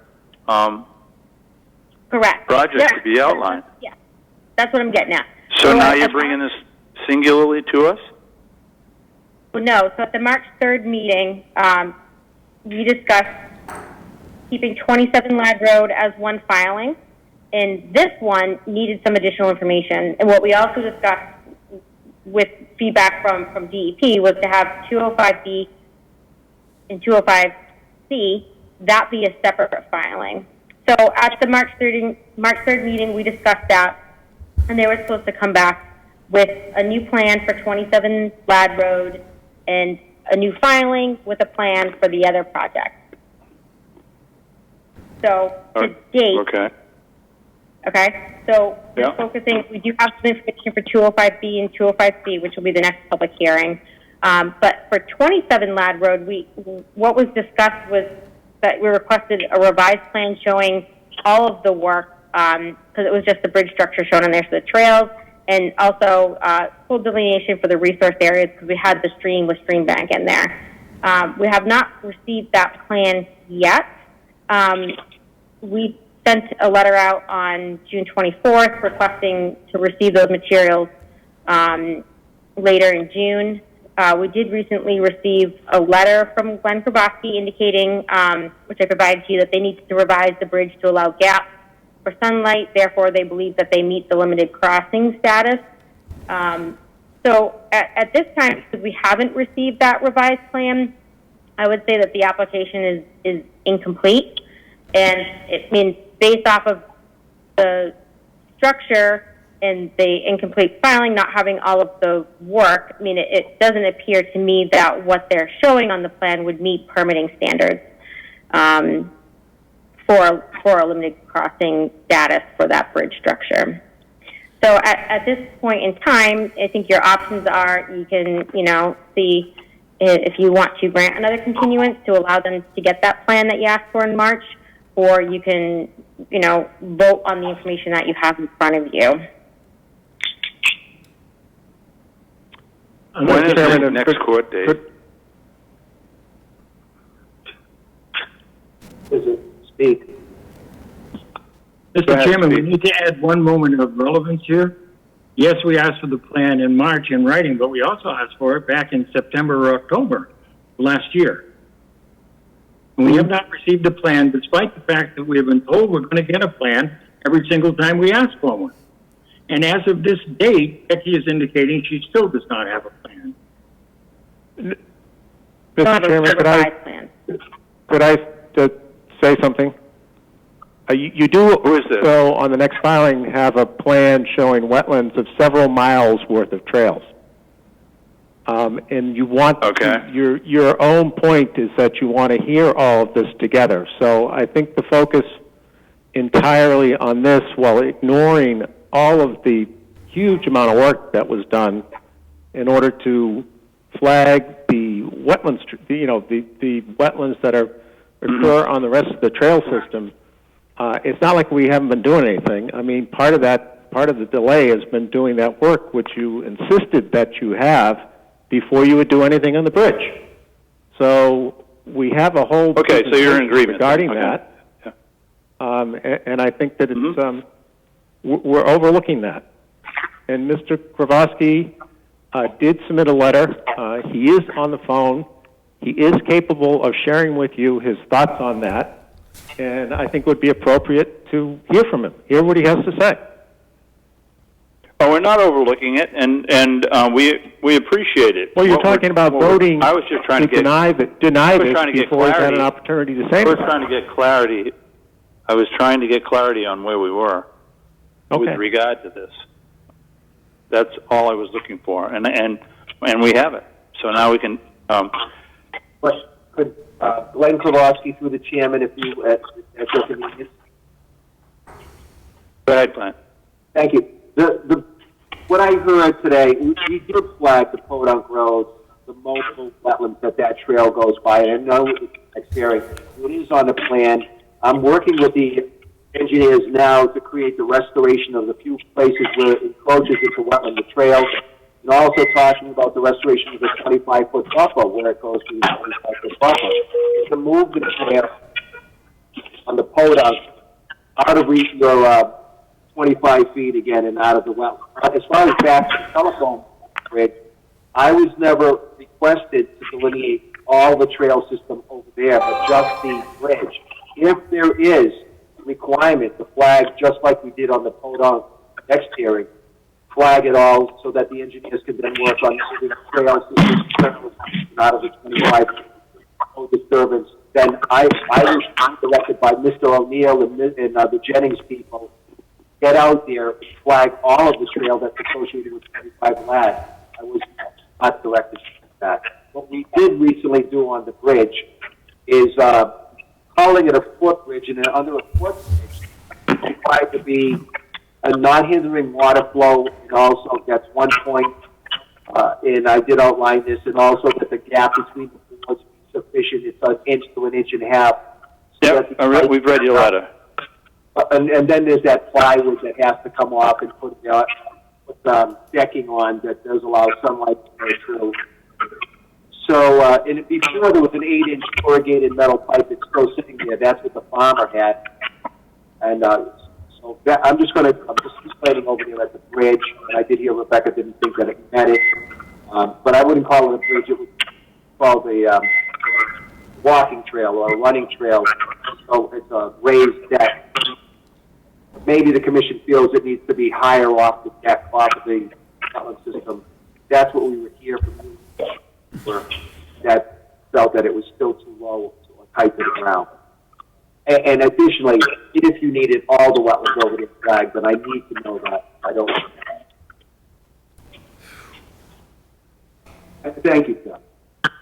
Well, I think what we talked about, and other people can jump in on this too, was all the wetland as it related to Sturbridge. Yeah, well, then I'm going to be directed by tomorrow, I would hope, get out there in the next week and flag everything with the bridge. I've not been privy to everything you've been talking about on this matter. On the Podunk one, yes, I heard some of that, get it flagged, they called me, we did it. Now it's something Mr. Baum's on the plan, his group did pick it up, and we'll be working over the next, say, 5 to 7 days to get that plan up to restoration standards. That's all I have to say about it. Mr. Chairman, Steve Halterman. Yes. Becky has before her all of the information that has been submitted.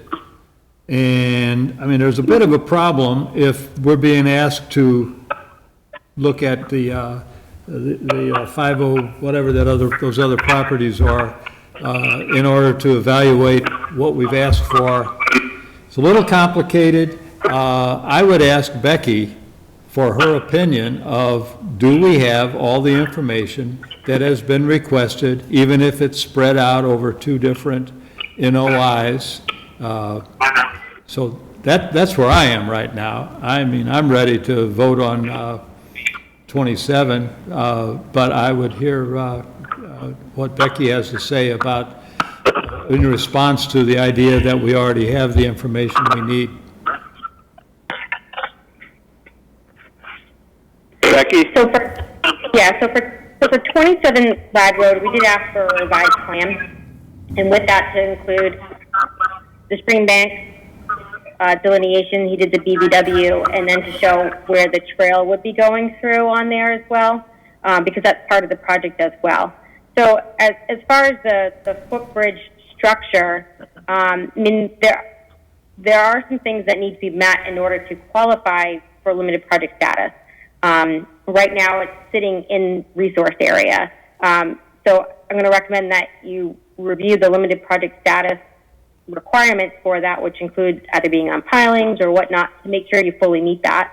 Because I don't think the structure just laying in resource area, even though it might not be restricting flow within the stream part of that, would appear to meet that. So I think you need to look at your structure and make sure it's designed properly to meet that.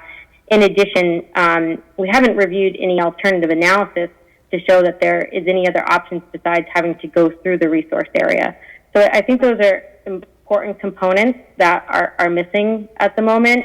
I think it was very clearly laid out at that March meeting that those are the things that we needed for this application, and then to submit the separate.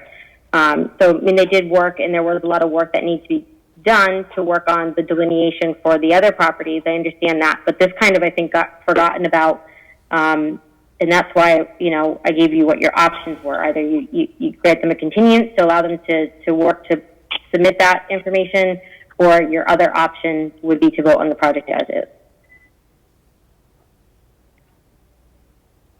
All right. Now, when is the court date for this? We had one recently, and it's been continued to September 17th. Okay, so keeping that in mind. Chairman, this is Don O'Neill speaking. When we did continue the hearing, we did take into consideration the likelihood that another 2 meetings at least would be needed with the commission, and I believe that I think that you've got another meeting between now and then. Is the way that we when we have a meeting on the 18th. Oh, on the 18th. Okay, so well, but of August. Anything that you would of August. We have 3 meetings for that court date. Go ahead, Don. I'm sorry, I didn't hear that. I just wanted you to know that I wanted to be sure you knew it was August, not September. Oh. So okay. we do have. Okay. Yeah. Okay. So that was the. So I would, I think we're trying to work this through, and as I say, that there's been a tremendous amount of work that's been done with respect to the trail system on the other, the other parcels, and from what I understand, from what I've been told, that there's only 2 or 3 areas where there's anything that really needs to be addressed, and that in all of those situations, they can be dealt with by basically shifting the trail system slightly, and that all of that is in pretty good shape. So that if there was some confusion as to what you were, I'm not sure, but maybe part of it is you're saying you want to plan for the bridge, but I don't know that.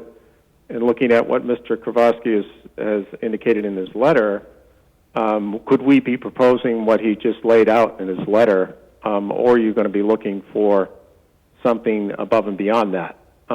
Because basically what he is in the letter is outlining is, the work that we would propose to do there. But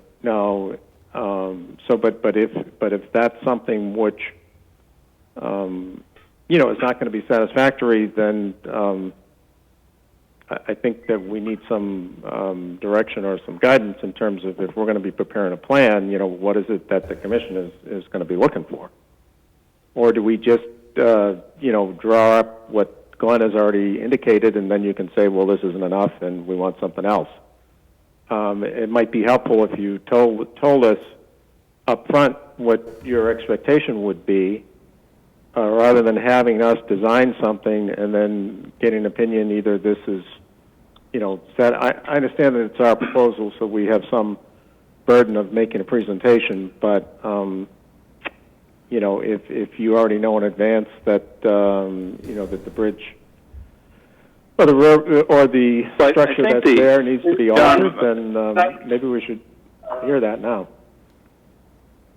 Well, I'll let the commission speak, but let me just give you, from my point of view, at that meeting, we were working with Glenn on the bridge, and the issue of that the bridge is just a singular part of a complete Tough Mudder circuit, or whatever you want to call it, which impacted other wetlands in Sturbridge.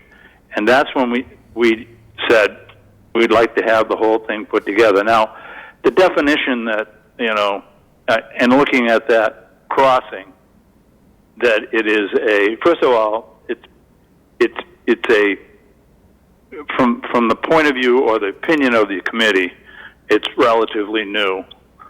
I think we were specific about that. I think Eric actually was very specific about the fact we don't look at that as an old farmer's bridge for some reason, and jumping up onto it. That would, if you look at it, it's all homogeneous stone, that round stone that is a washed wetland area. And so what we were looking for was, and I understand, Glenn's trying to say, okay, now we're going to make it. He's going and looking for the details of how we can make it what is passable when they made it without even asking.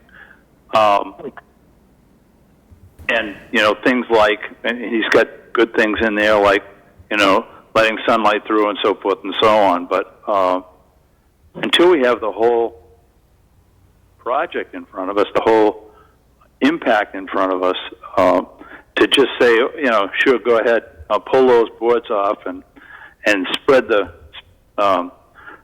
out a little bit so that there's light getting down underneath or whatever. I don't think that that's a satisfactory answer for what we're looking for.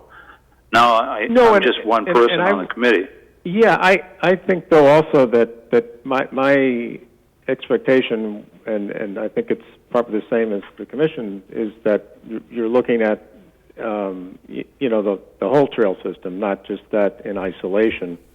And what we've done in the interim is they have flagged several miles worth of trail, and they've come up with 2 or 3 spots where there's something which is that would require your attention, and that's no small undertaking, and it's taken months and months and a lot of work, and that is the lion's share of what you're looking for in terms of all of the any crossings or that are wetlands areas that are in Sturbridge. You now have I believe you've got well, you have all the information that you didn't have before, and I know it took months and months to complete.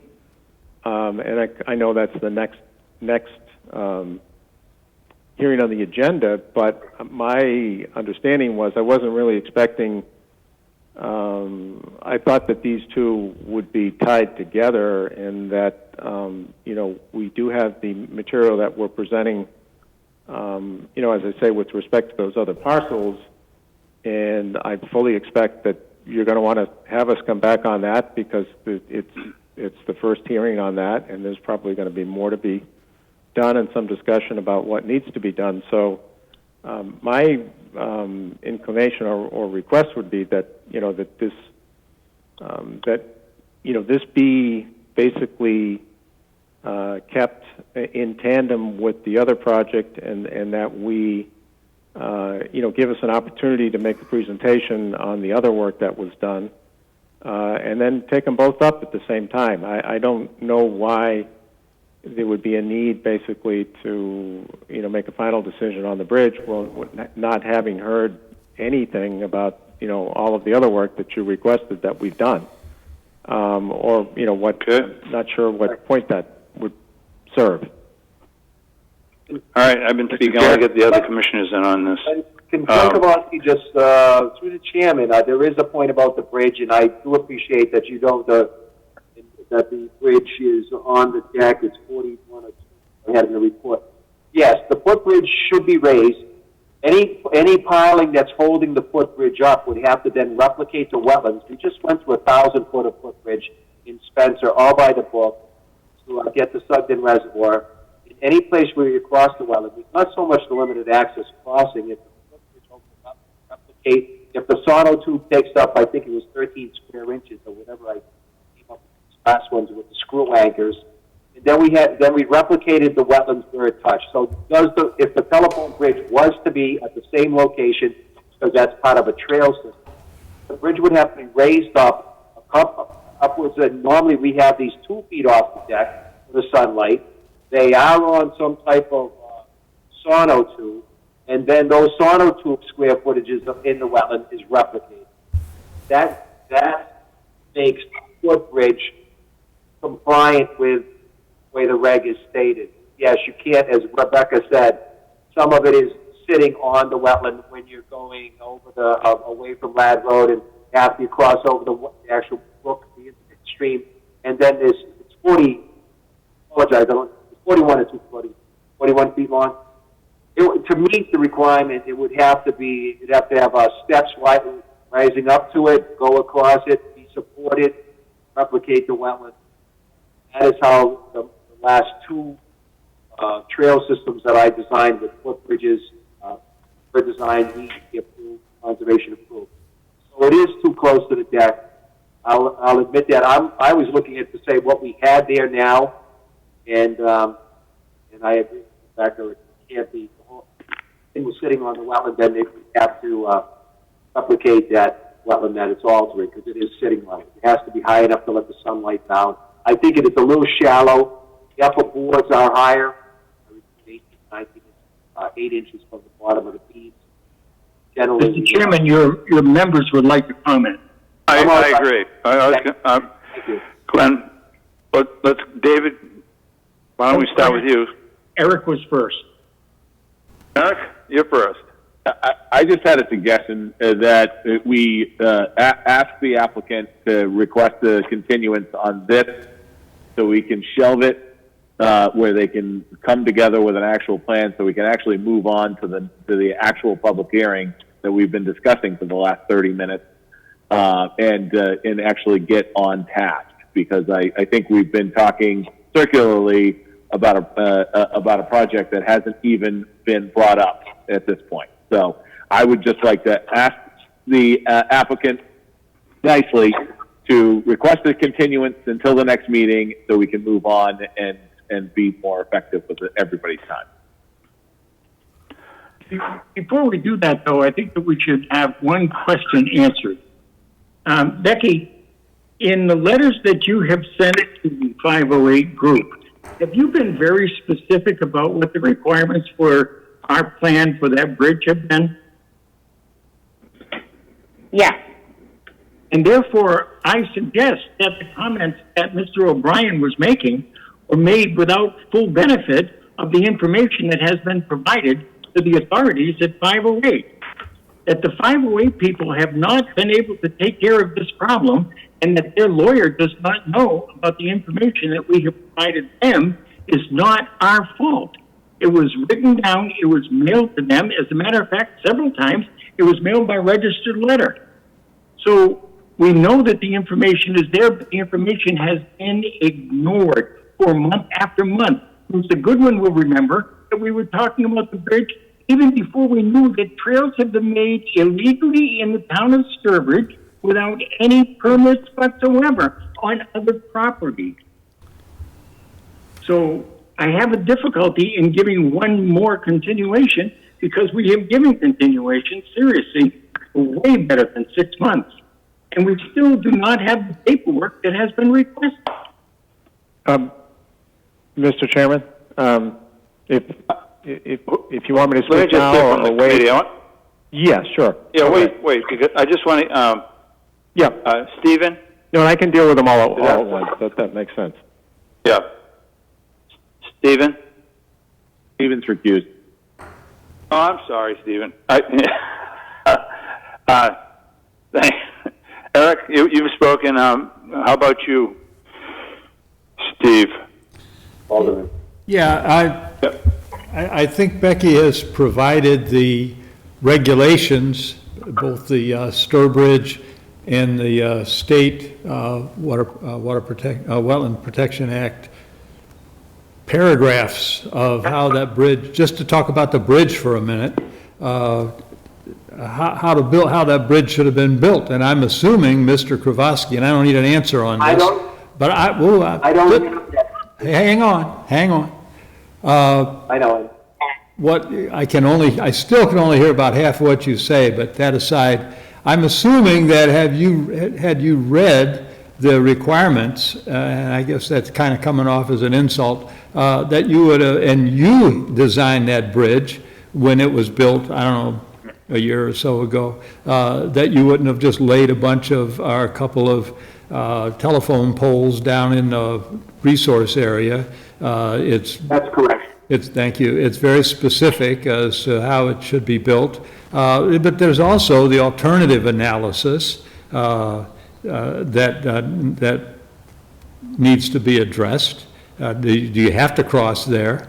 And that, I don't think, I'm not sure that an alternative analysis has ever been addressed.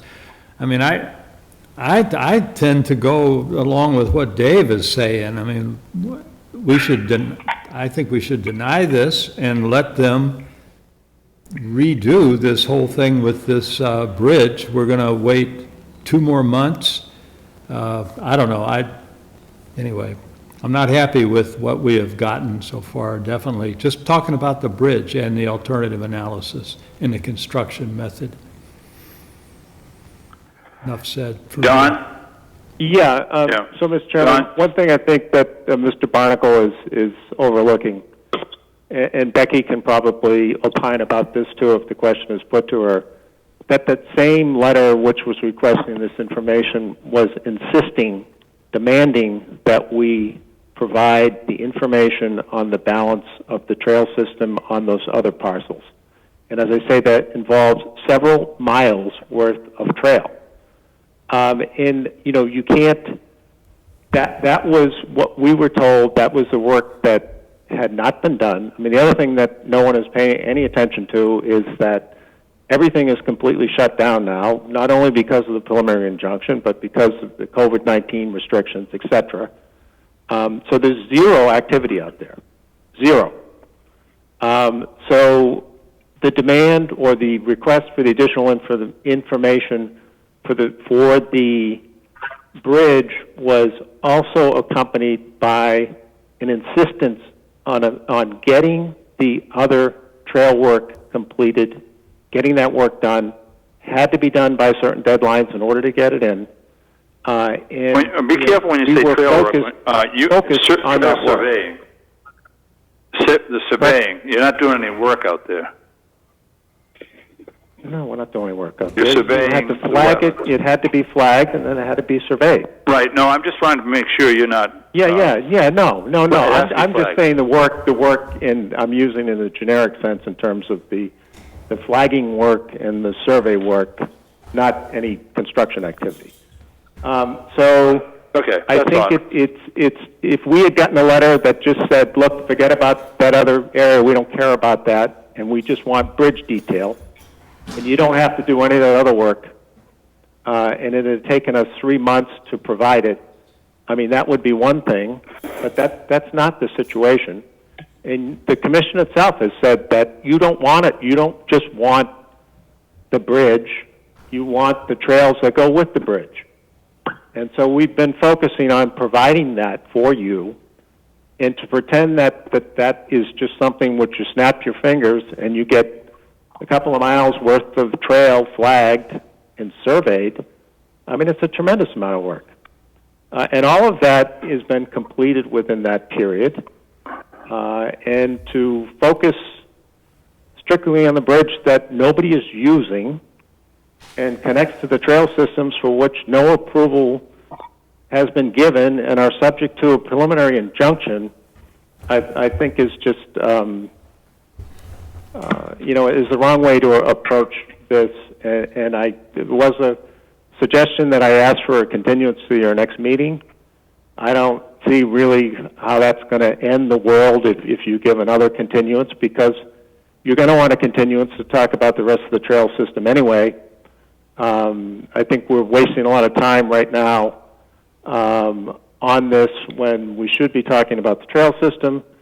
And when we're back to talk to you about the trail system, no doubt at the next meeting, we may be able to sort out the bridge at the time. So I would request a continuance to your next meeting for the 27 Ladd Road, and hope that we go on to the next project. Let's see where we go with that. And I wouldn't expect that you wouldn't be giving us an approval tonight on 27 Ladd Road if you had everything that you could possibly want until you saw the trail system. So I think they should be done together. Okay, all right. General of the committee. Yeah? I'd like to say something as a member of the public, so when you're done with the committee comments, I'd like to speak, please. Okay. Mr.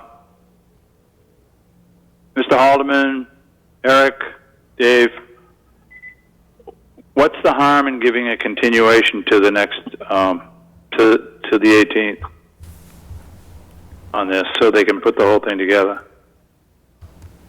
I don't see any, but I think they absolutely need to know that patience is running thin on this, and if they do not come with a plan for 27 Ladd Road that is reasonable or permittable, that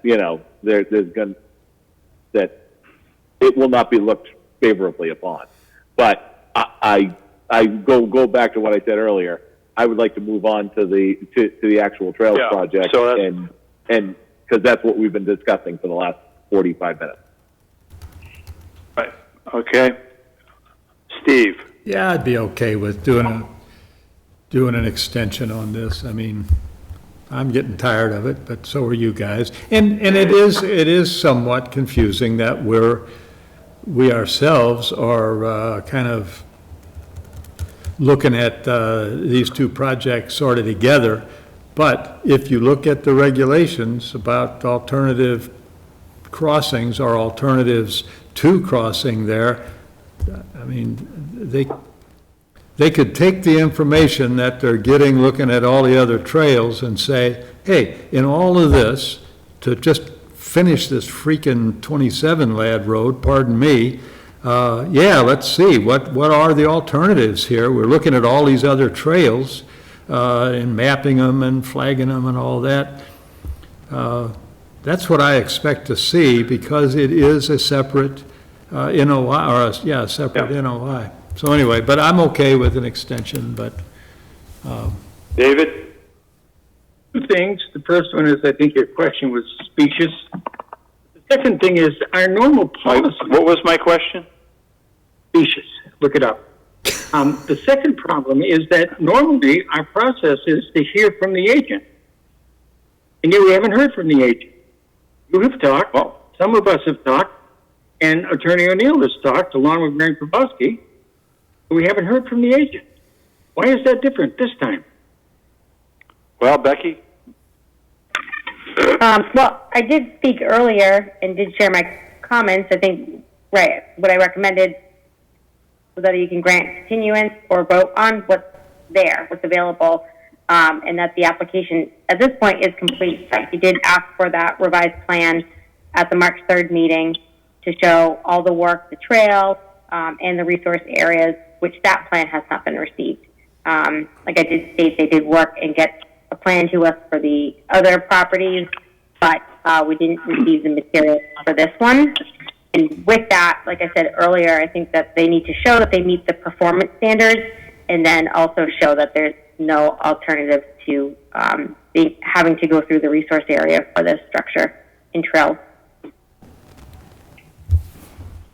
So 5 months of requests for a plan, and we still have none.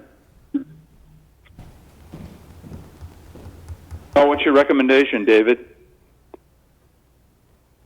Waiting to hear a motion. I think Eric was ready to make one. Make a motion that we approve the continuance until the 18th. Mr. Chair, I'm sorry. As a member of the public, I really would like to... Go ahead. I'm sorry, I forgot, Steve. Oh, it's okay. This pertains to both the projects. So I just want to bring everybody's attention back to the petition that was submitted back in March. I want you to understand that 508 International is a very large commercial operation, both in Charlton and now in Sturbridge.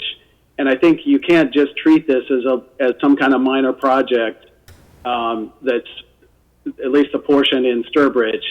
It has to be treated as an overall commercial enterprise. Since that petition was submitted back in March, some new information has come to light. Apparently, the applicant was given a certificate of compliance from the DEP in 2019 for the 508 International project. And in that certificate of compliance was an as-built plan. That as-built plan does not include any of these trail systems, any of these impacts to wetlands. So in my opinion, that violates the certificate of compliance that they were given for their operation.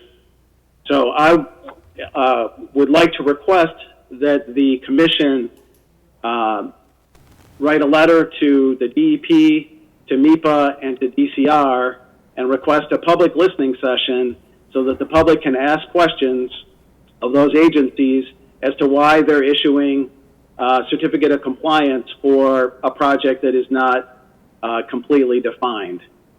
They were warned not to segment this project. MEPA warned them that if they did, they could be subject to MEPA, and I believe that this project should be reviewed by MEPA.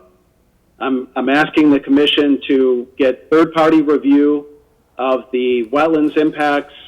All of this was laid out in the petition that was submitted in March. So I'm asking the commission to consider that and to make sure that they're not losing sight of the fact that this is not a small project that we're dealing with in Sturbridge. It's part of an overall commercial enterprise that should be handled appropriately by the state agencies.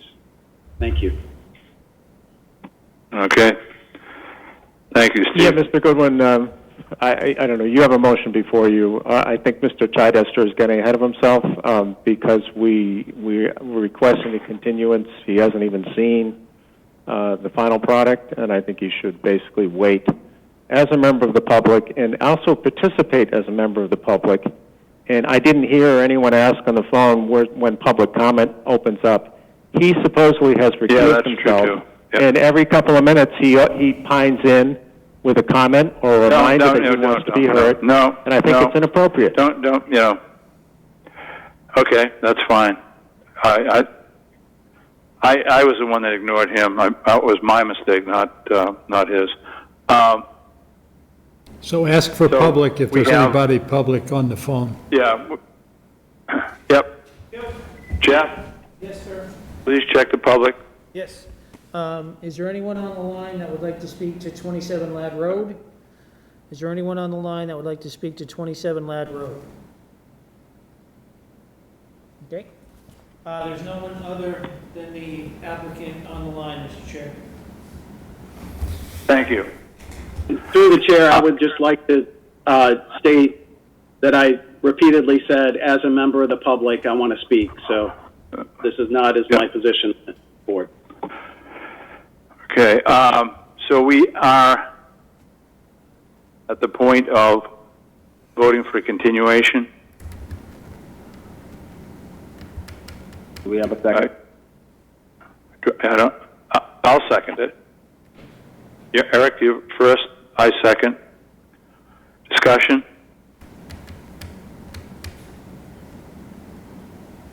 No discussion? All in favor? Mr. Barnacle? David Barnacle, no. Steve Haldeman? Steve Haldeman, yeah, yes. Grudgingly so. Okay, Eric? Begrudgingly. Eric Caspar, yes. And Ed Goodwin, yes. Okay. So, Don, that brings us to our 7:15. Yes. 27 Ladd Road. Took a while to get there. Notice of intent, DEP file number 300-1056, continuation from... the next one. But before you go in, Oh, I'll I'm just sorry, add right, that okay. the Thanks, Becky. 27, the 27 Lad Road NOI will be continued to 7:30 on August 18th. All right, okay. All right, thank you. We're at 7:30. I saved 15 minutes. 25B and 25C, Podunk Pike, notice of intent, DEP file number 300. And do you have a number, TBA? No file number. No file number. R. Jennings, 508 International. Applicant, owner, Brant and Irish Jennings. Owner, and that are the owners, and D. O'Neill is a representative, and development of recreational trails. All right. Mr. Chair, this is Stephen Chittister. I'm recused from this hearing. Yep. Thank you, Stephen. I'll try to not to, talk to you, but Becky? I'll just quickly start out with this one. So, as you stated, there's no DEP file number. So, I recommend you don't close the public hearing and request for a continuance for it, as we don't have that. As this is a new public hearing, everything on our agenda so far has been continuations. We did receive the receipt for abutter notifications in the legal ad for the project. Okay. So we did, so this is for 205B and 205C. We did ask for a separate application per guidance of DEP for this. We did receive an application and a plan, which I can bring up. I think the applicant needs to continue to work on the application. There's some items that are missing from it, and they need to evaluate the fee category, et cetera. We need proof of DEP checks, and there's some other additional supporting documentation that's not included. So I recommend that the applicant work with the representative and make sure that they work to getting that complete application to us. So I'm gonna pull up the plan that was received. Let's see.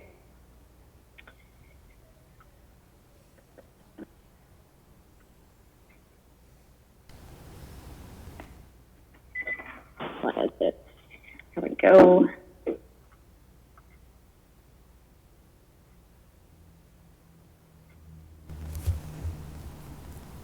Mr. Chairman, while she's doing that, I'm just going to let you know, I don't have any power.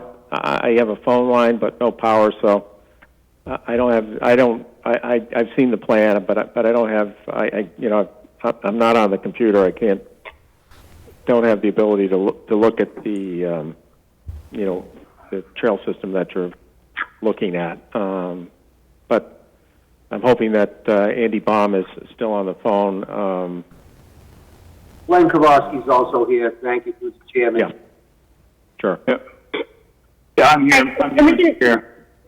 Yeah. Okay, and I'll let Andy go over the plan a little bit. Just a few comments on it. With the application, it does state that there's some restoration proposed. You can see on the plan there's some areas where they've shown us where the trails are. We have wetland delineation. I mean, there's a few sections where the wetlands don't connect, so I guess I'm just curious about where the rest of the flagging is on there. I know they were working pretty hard to get this to us by our deadline, which they did, so that is appreciated. With respect to the trails that do have direct wetland impact, the proposed location of the trail will need to be included on here. So I'll let them go over what they've kind of worked on. I think that, obviously, as I mentioned, we're going to be looking at a continuation here. I think it's going to be useful for us to schedule a site visit soon to go out here and take a look at this with them.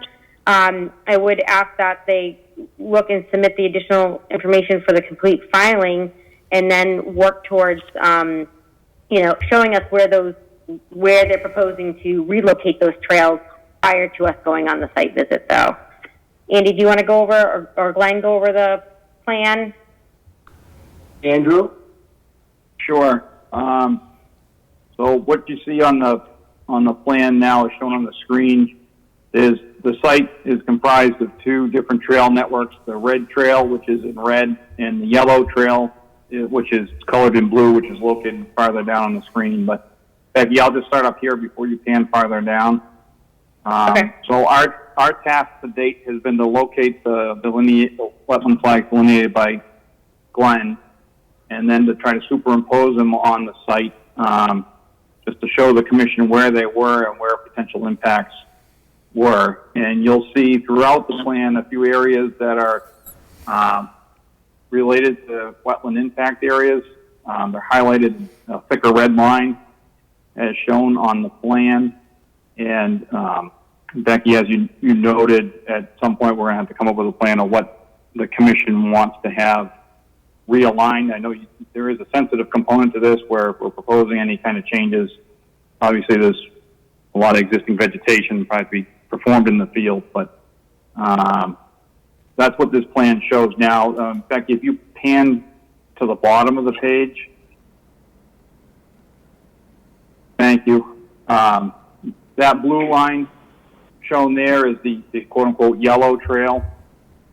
And as you can see, there's several different wetland series.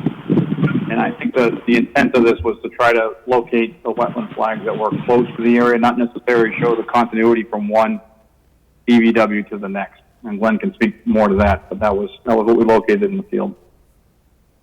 If I can speak to that, Mr. Chairman, that's correct. We had 3 people out there auguring along with me to look at hydric and non-hydric soils throughout the area, and obviously looking at vegetation at the same time.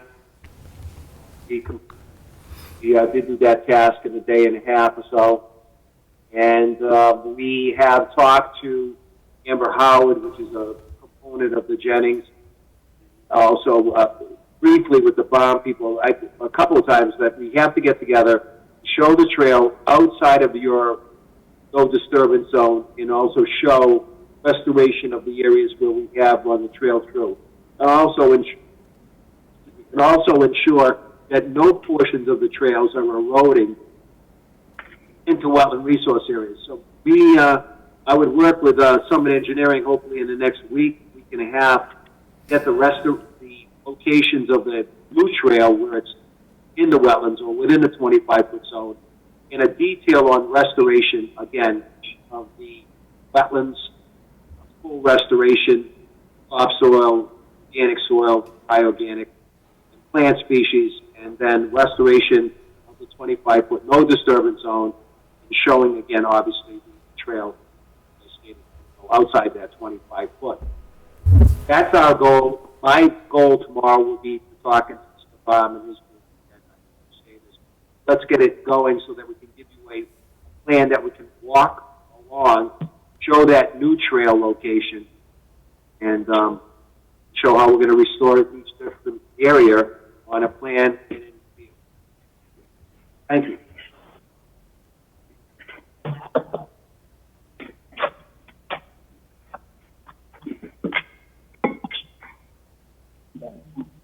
Mr. Chairman, it's Don O'Neill again. I know you may have some questions, but and I also am conscious of the fact that you still have other items that you need to get to. We're obviously open to any questions that you have, but if the if you want us to just request a continuance at this time to the next meeting, I'm happy to do that, or I'm also happy to talk about it this evening as long as you want. But I know it's getting late, and you still have another number of items on your agenda. So I would defer to you in terms of what you want us to do this evening, other than what you've just heard.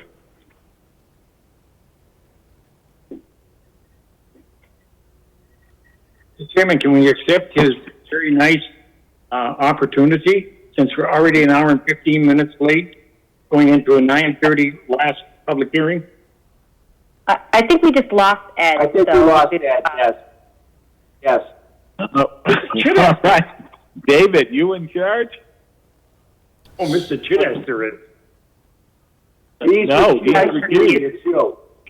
Oh, okay. And I would like to accept Mr. O'Neill's generous offer of a continuation until our next meeting. Attorney O'Neill, that was the 18th of this month, correct? Yes. Yes. Okay. All in favor of agreeing to a continuation until the 18th of this month? Mr. Halterman? Yes, I agree. Gaspar? I agree. and David Barnacle agrees. Attorney Anu, you have your continuation until the 18th. Becky, Okay. the time and date, please. The time? It'll be 7:45. Thank you very much, 7:45. Conservation. Okay. 7:45. Thank you, and we'll see you in a couple of weeks. Or we'll hear you in a couple of weeks, I guess, is more appropriate. Yeah, right. All right. Thank you very Now much. I'd like to turn it back over to Esther. Don to O'Neill, back one on. other thing, Don O'Neill, call me, please, because I don't have your cell number. Thank you. Okay, fine. I can do that, Glenn. Thank you. This is Stephen. I'm taking over for Ed since we lost him again. So Becky, we're now on to 7:45, 104 Westwood Drive, request for determination of applicability. S. Hennigan, applicant, replacement and expansion of existing deck, addition of stairs and walkway. Becky, you want to start us off? Sure. So this is an RDA. This is a new public hearing. I do have receipt of butter notification and the legal ad. So this is an existing single-family house. It does have a deck structure. I'm going to share my screen with you. As you can see, we've got the house structure here. We do have a small existing deck. The proponent is requesting to enlarge the deck structure. The new structure will be approximately 38 feet from the lake, and it's within an existing single-family house developed lot, so there's a lawn there. We did perform a site visit. I don't have any concerns with the project. It's outside of the 25-foot no-touch. It would be within the 50-foot new structure, but it is a deck structure, which does allow for water infiltration through that, which we can condition to have some gaps between there. Based off the project, I don't have any concerns with it. I'd recommend some minor conditions for protection of erosion during work for when they dig the footings, things like that. So for the determination, what I would recommend with that, it would be a positive 2B. We're not doing any confirmation of wetlands on the site. A positive number 3 with conditions, and a positive number 5 with conditions. And I'm not sure, I think we have the property owner and applicant on here if he has anything he wants to add about his project. Thank you, Rebecca. Good evening, members of the board. The only thing I would add is that the majority... I'm sorry, could you please state your name? Oh, certainly, I apologize. I'm Steve Hennigan, and my wife, Michelle, and I live at 104 Westwood Drive in Sturbridge. Thank you, Steve. Go ahead. The only thing I would add is the majority of this deck is going over the existing deck, and of greatest concern is just that we have access to the deck. Right now, it's elevated, and there's no way off of it. So this would give us a walkway and stairs as well. Okay. Becky, could you enlarge that, please?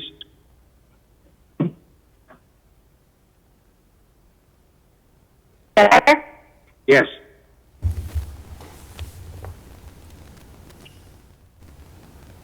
Okay, so Steve, are you all set then with your comments?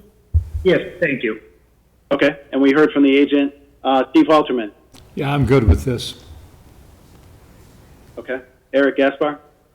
Yeah, I'm good with the project. David, did you have any questions? David Barnacle agrees also. Okay. I just have one comment. Since we're working within the 50-foot, we're talking about a deck that is has a permeable surface. I just want to make sure that sometime down the road we're not talking about, converting this to a structure.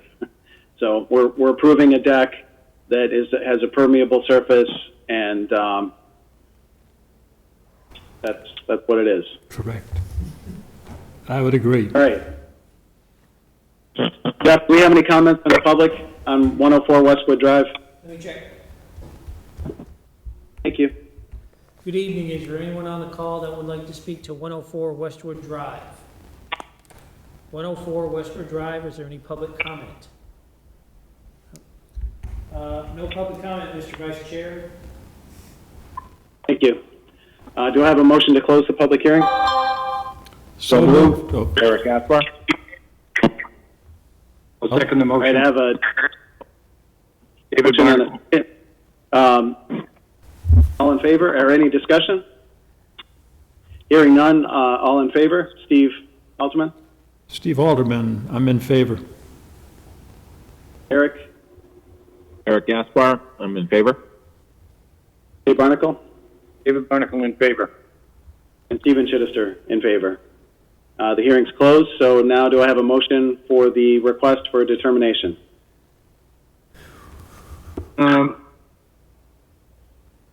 I make a motion that we agree to the request for determination of applicability, and it would be a positive number 3 with conditions, and a positive number 5, which is subject to the local bylaw. And also a positive 2B. Yes. Sorry, Stephen. Sorry, I said positive, negative number 3, I'm sorry. Negative. I don't know why I said that.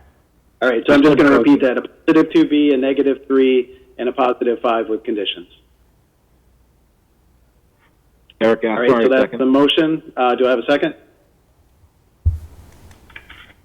Steve Alderman, I'll second that. Okay. Any discussion? All in favor? Steve Alderman? I'm in favor. Eric Gaspar? Eric Gaspar in favor. David Barnacle? David Barnacle in favor. And Stephen Chittister in favor. So, Steve, you're all set. Thank you very much, gentlemen. Good night. Thank you. Have a good night. Thank you. We're now on to 8 p.m., 227 Podunk Road, Sturbridge Wetland Bylaw Notice of Intent, D. Brunel, AH&DB Custom Homes Incorporated, applicant owner, M. DePinto, Three Oaks Environmental Representative, construction of a single-family home with septic system and associated site work. Becky, do you want to start us off? Yes, and I think we had the applicant on here earlier. I know I saw him on He's on here. now. So. Oh, okay. Well, there's Can you two hear me? Brunel. Oh, Marianne, are you on there? Yes, yes, I'm on the phone. I have no power, but I got my phone. Okay. What's Mary's? All right, so Marianne, I'll DePinto. Yes, hello. Marianne, I'll just start and go over a few things, and I'll let you add in anything you want to share. I am going to put the plan on here for the board to see. Okay. All right. So you've seen this plan; it's been provided to you in advance. This is the site where we have a new single-family house going in. We do have a resource area in the back portion of the property. They did have that delineated, and I went out there and walked that. What we're looking at here is we have work within our local buffer zone, but not within our state requirement. So this is just an application for a permit under our local bylaw. So I had them file our local notice of intent application. As I said, I've been onto the site. You can see the existing tree line. Majority of the work occurs outside of our buffer zone. What is within is the septic system installation there. Majority of that work is all within existing field area. Based off the location of the wetland and the work proposed, I don't anticipate any concerns with this project. They are proposing a silt fence at the limit of the work for the erosion control. One thing I would add in here is that I would just state for this. Obviously, I would include all of our typical, conditions for pre-construction and during construction and closure of the project. One thing I would add is that anything beyond the limit of work line, because there is existing open areas on the site, they would need to come back in front of the commission for that. So that way anyone buying the property would be very clear what was approved and that there is a resource area back there and the need to come back. Otherwise, I don't have any concerns with this project. Marianne, is there anything you want to add? Just one other thing. They tried to put the system out front of the home, but because of grades and so on, it was impossible. We ended up having to be in that 200-foot buffer, bylaw buffer. So there was an attempt at it anyway. Yeah, thank you for adding that. I did speak to the property owner and applicant, and they did look and see how they could kind of pull that back to avoid buffer zone. They do have some other properties, and they are looking to design those projects to stay out of the buffer zone. So that's a good thing. Yes. Thank you. I'd like to hear from the commission now.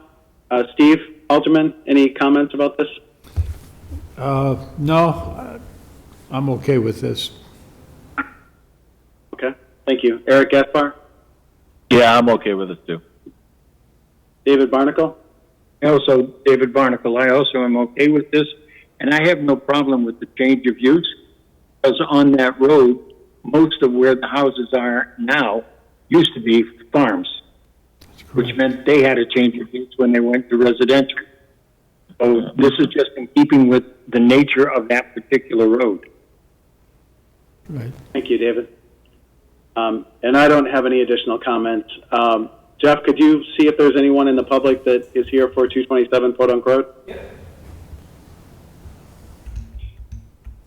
Good evening. Is there anyone here or anyone on the line for 227 Podunk Road? Is there anyone on the public line for 227 Podunk Road? There's no one on the line, Mr. Vice Chair. Thank you.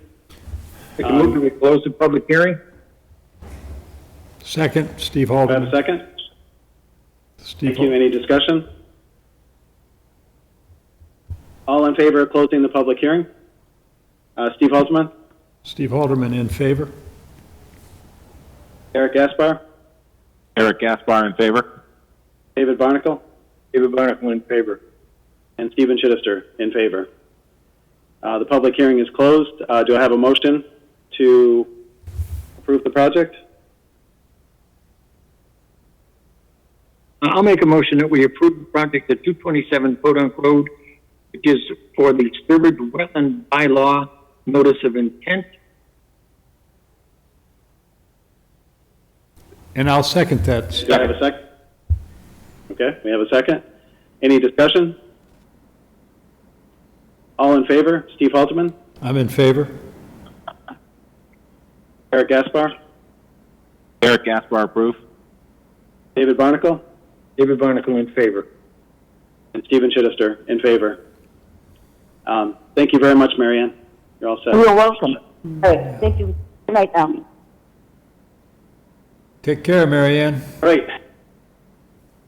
Moving along, we are now at 815, 100 Charlton Road, Hobbs Brook. Request for determination of applicability, CIM Group, Verfit MT, Sturbridge, Mass. LLC, applicant J. Panter, Kimley Horn and Associates, representative Paving Improvements.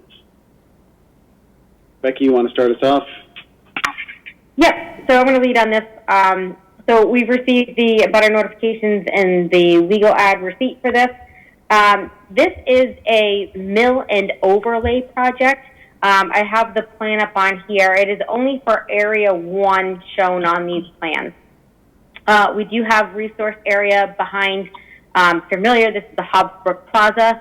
We have the Uno's building here. This is Staples over here, and Verizon and GameStop on this side. So we do have resource area behind Uno's, and I believe a retention pond in the back over here. So because it's not a clearly exempt project, they recommend that they file an RDA. They do include some alternative options, which would include a remove and replace of the pavement if necessary. So I recommended for this to file an RDA, as it's not clearly exempt, but it doesn't appear that it would require a complete notice of intent for that work. I've gone over the plans. It does include BMPs to protect the resource areas during work. They've got erosion controls, inlet protections. They've got stockpiles designated within the parking lot with extra erosion controls around them. And it states in the plans that it will match the existing pavement layout and markings, so it wouldn't appear that there'd be any impacts and changes to drainage, which is important. So I'd recommend approval of the project with those conditions during work for the erosion controls, the silt stack removal, proper disposal of all milled and excavated material from the site. So for the determination, again, this would be a positive 2B. We're not confirming any wetlands for them. A negative number 3 with conditions, and a positive number 5. And we don't have anyone on the line for this one, so you're aware. Becky, did you say a negative number 3? Correct. Okay. On your notes, it says positive. Yeah, I know. I don't know why I was writing positive. It's negative. I can get it. It's a positive mood. You were just trying to have a positive attitude about it.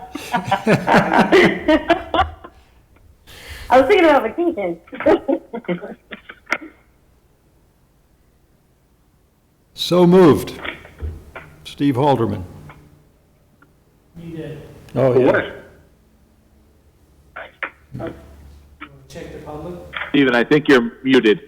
Yeah, I'm sorry. I'm sitting here talking to mute. Eric, any comments? Jeff just, No comments. I'm good with the project. we need to check the public. Yep, I'm not done with the commission yet. Oh, sorry. David, any comments?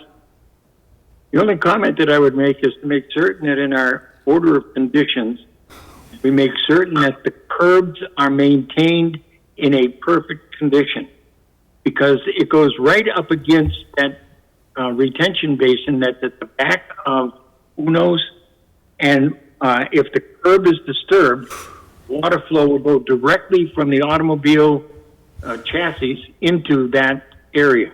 As long as the curbs are okay, everything will be fine. I think the project looks good. Becky, did you take a look at this at all? I did. I've been out there. I was out there previously too, because they did do an overlay in other areas as well. Yeah, so I'm familiar with the other side where that, huge retaining wall is, and I know they have concrete curbs over there. So is it the same setup on that side with the concrete? I don't know if they're concrete or asphalt, but I know they have curbs there. I think the ones in back of Uno's are asphalt. Okay. If I remember correctly. So that's a good comment, David. Thank you. So can we include that in the conditions, Becky? Yeah. Yep. Excellent. And I have no additional comments. Jeff, can you check and see if there's anyone in the public that is here for 100 Charlton Road? Yes. Good evening. Oh, I thought Becky said there wasn't. Good evening. Is there anyone on the public line that wishes to speak about 100 Charlton Road? Is there anyone on the public line that would like to speak to 100 Charlton Road? There's no one on the line, Mr. Vice Chair. Thank you very much. Hearing no additional comment, I would like a motion to close the public hearing. I'll move. I'll second it. Steve Second. Halderman. Eric, yeah, second. Thank you. All in favor? Yes. Any discussion? All in favor to close the public hearing? Steve Halterman, I'm in favor. Eric Gaspar, I'm in favor. and Dave Barnacle. Dave Barnacle in favor. And Stephen Chittister in favor. Do I have a motion to approve this request for determination? The motion that we approve this request for determination for 100 Charlton Road, Hobbs Brook, and it is only for, Becky, I think you said section 1? Area 1. Area 1. Eric And just to Gaspar, add that- second. Oh, go ahead.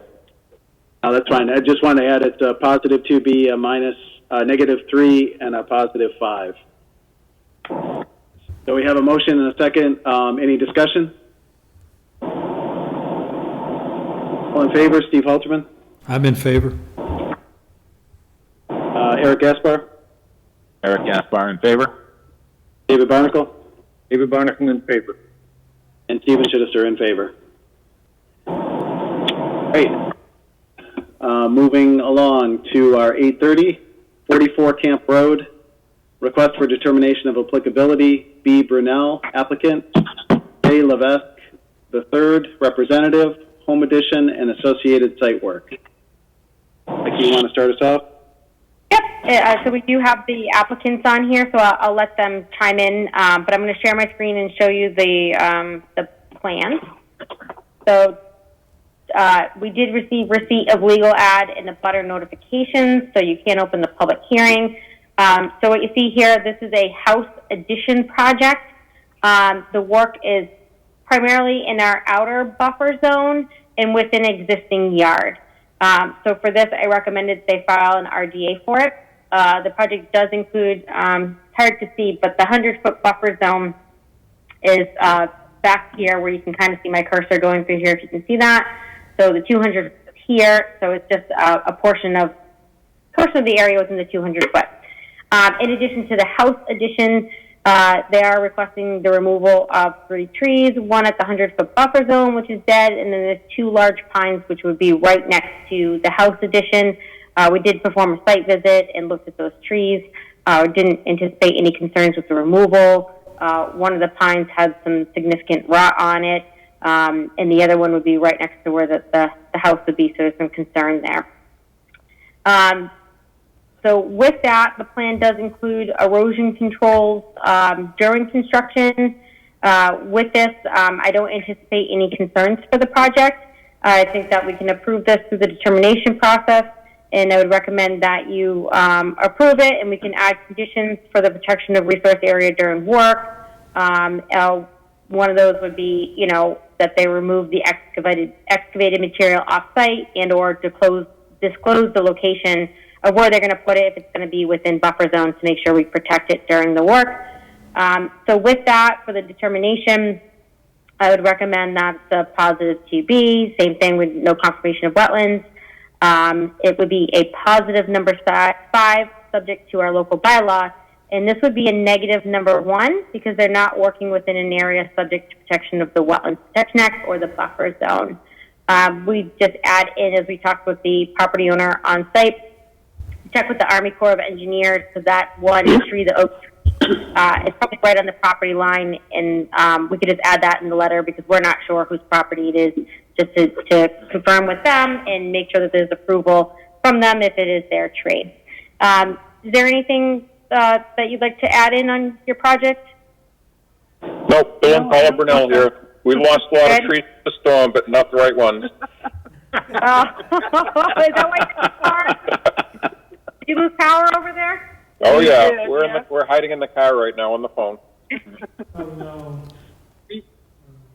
Glad you're okay. Once you mark the trees, that those are the only ones that were going to come down. There's plenty of trees here, yeah. Yeah, there's a really nice vegetated shoreline here, so. Very good. I'd like to hear from the commission. So Steve Halterman, any comments? No, I'm fine with this. It's a good project. Thank you. Eric, any comments? Yeah, I'm good with the project. No comment. Thank you. David? I also agree, David Barnacle, this is a fine project, no problems.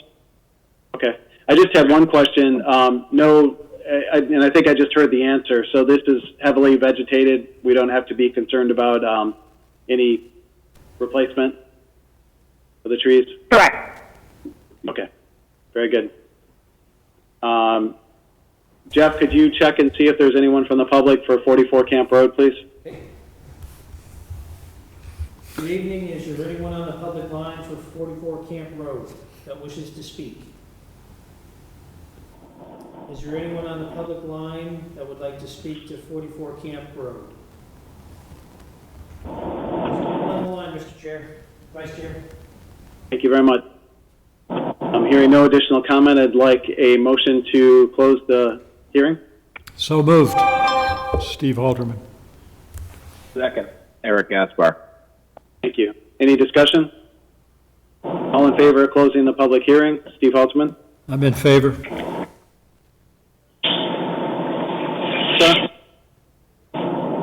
Eric Gaspar in favor. David Barnacle? David Barnacle in favor. And Stephen Chittister in favor. Now that the hearing is closed, do I have a motion to approve the RDA? Move to approve the 44 Camp Road request for determination of applicability as indicated. Eric Gaspar, second. Thank you. And just, I'll repeat that that's a positive 2B, a positive 5, and a negative 1. Any further discussion? Hearing none, all in favor? It includes a negative 3. There's a negative. Negative number 1. It's outside of the buffer zone for Wetlands Protection Act.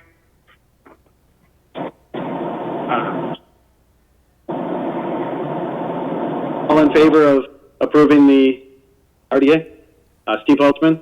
Steve Halderman, I'm in favor. Eric Gaspar? Eric Gaspar, I'm in favor.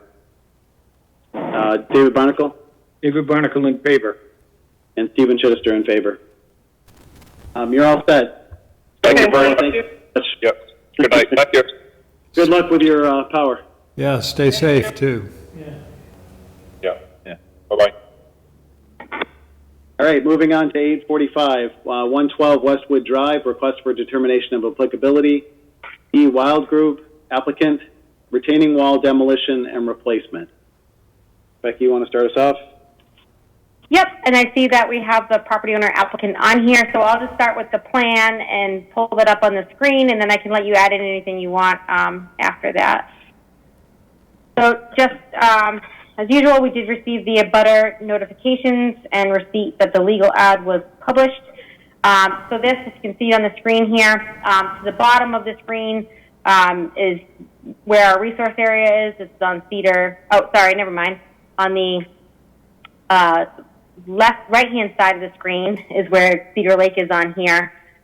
What we're looking at here is they have an existing driveway in this location in which the retaining wall around the driveway is starting to fail. They also have an air conditioning unit over here, and they have like a small retaining wall that they'd like to repair, replace in this area. So with the driveway, as part of doing this, what they would do is they would just step back the new retaining wall and get that in place in order to demolish the existing one. It would just be easier for them. That's what the contractors recommended. So it would just be a little bit of an expansion in this area. We're outside of the 50-foot buffer zone of resource area here. I would consider this a minor project. Because it's got some earthwork associated with doing this work and a little bit of expansion of the driveway.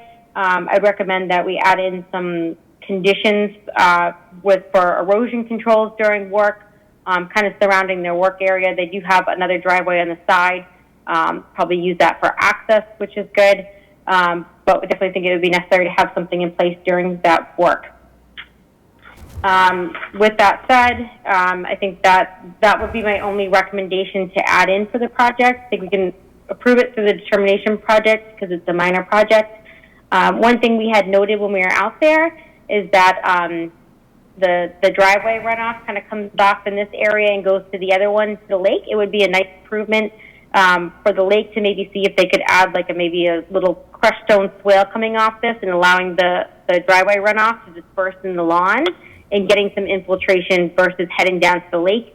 Try to look at all of these kind of small areas or areas of opportunities to kind of infiltrate some of that stormwater runoff coming up off the properties. Even though it's small, cumulatively all over these properties, it kind of adds up. So if we could, incorporate something like that, property owner can put that in. I think that would be useful for the long-term water quality of the lake. I think it would go a long way. So with that said, I think we can issue a determination, positive 2B, no confirmation of wetlands. It would be a negative number 3 with the conditions that I recommended, and a positive number 5. Daniel, is there anything you want to add for your project that I might have forgot? No, and I appreciate the suggestion on the little crushed stone, the swale area, and we will absolutely do something like that. It'll help beautify it also. Great, thank you. That's great, Daniel. I appreciate that. Any comments from the commission? Steve Halterman, No, I'm fine. Eric Gaspar, Yeah, I'm fine too. David Barnacle. David Barnacle, what is the nature of the drainage pipe?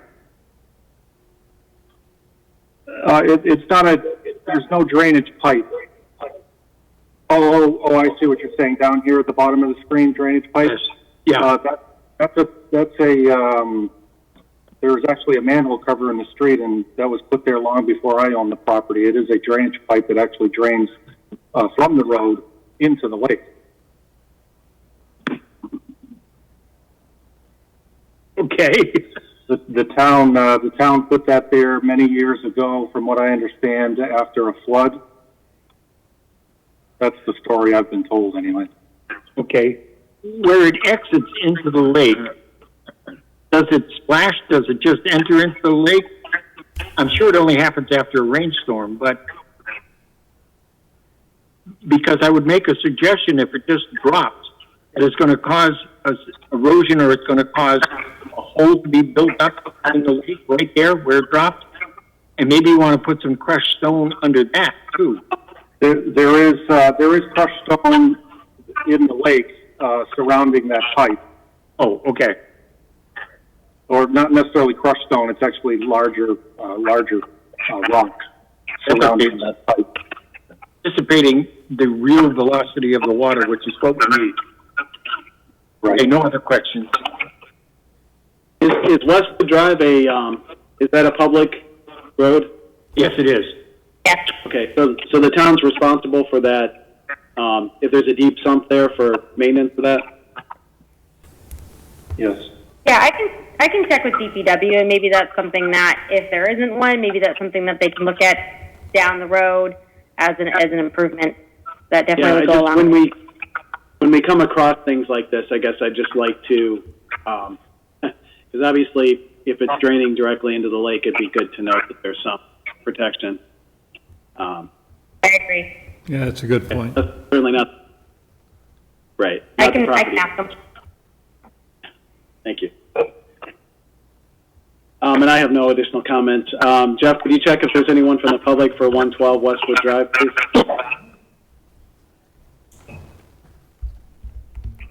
Good evening. Is there anyone on the public line that wishes to speak to 112 Westwood Drive? Is there anyone on the public line that wishes to speak to 112 Westwood Drive? There's no one on the line, Mr. Vice Chair. Thank you very much. I'd like to have a motion to close the public hearing, please. So moved. Steve Halderman. Second, Eric Gaspar. Any discussion? All in favor of closing the hearing? Steve Halterman? I'm in favor. Eric Gaspar? I'm in favor. David Barnacle? David Barnacle, in favor. Stephen Chittister, in favor. The hearing's closed. Do I have a motion to accept the request for determination? I make a motion that we approve the RDA for 112 Westwood Drive with the appropriate comments relatively made by the agent for an order of conditions. Do I have a second? Eric Gaspar, second. Any discussion? All in favor? Steve Halterman? Yes. Eric Gaspar? In favor. David Barnacle? David Barnacle, in favor. And Stephen Chittister, in favor. You're all set. Thank you very much. Have a good night.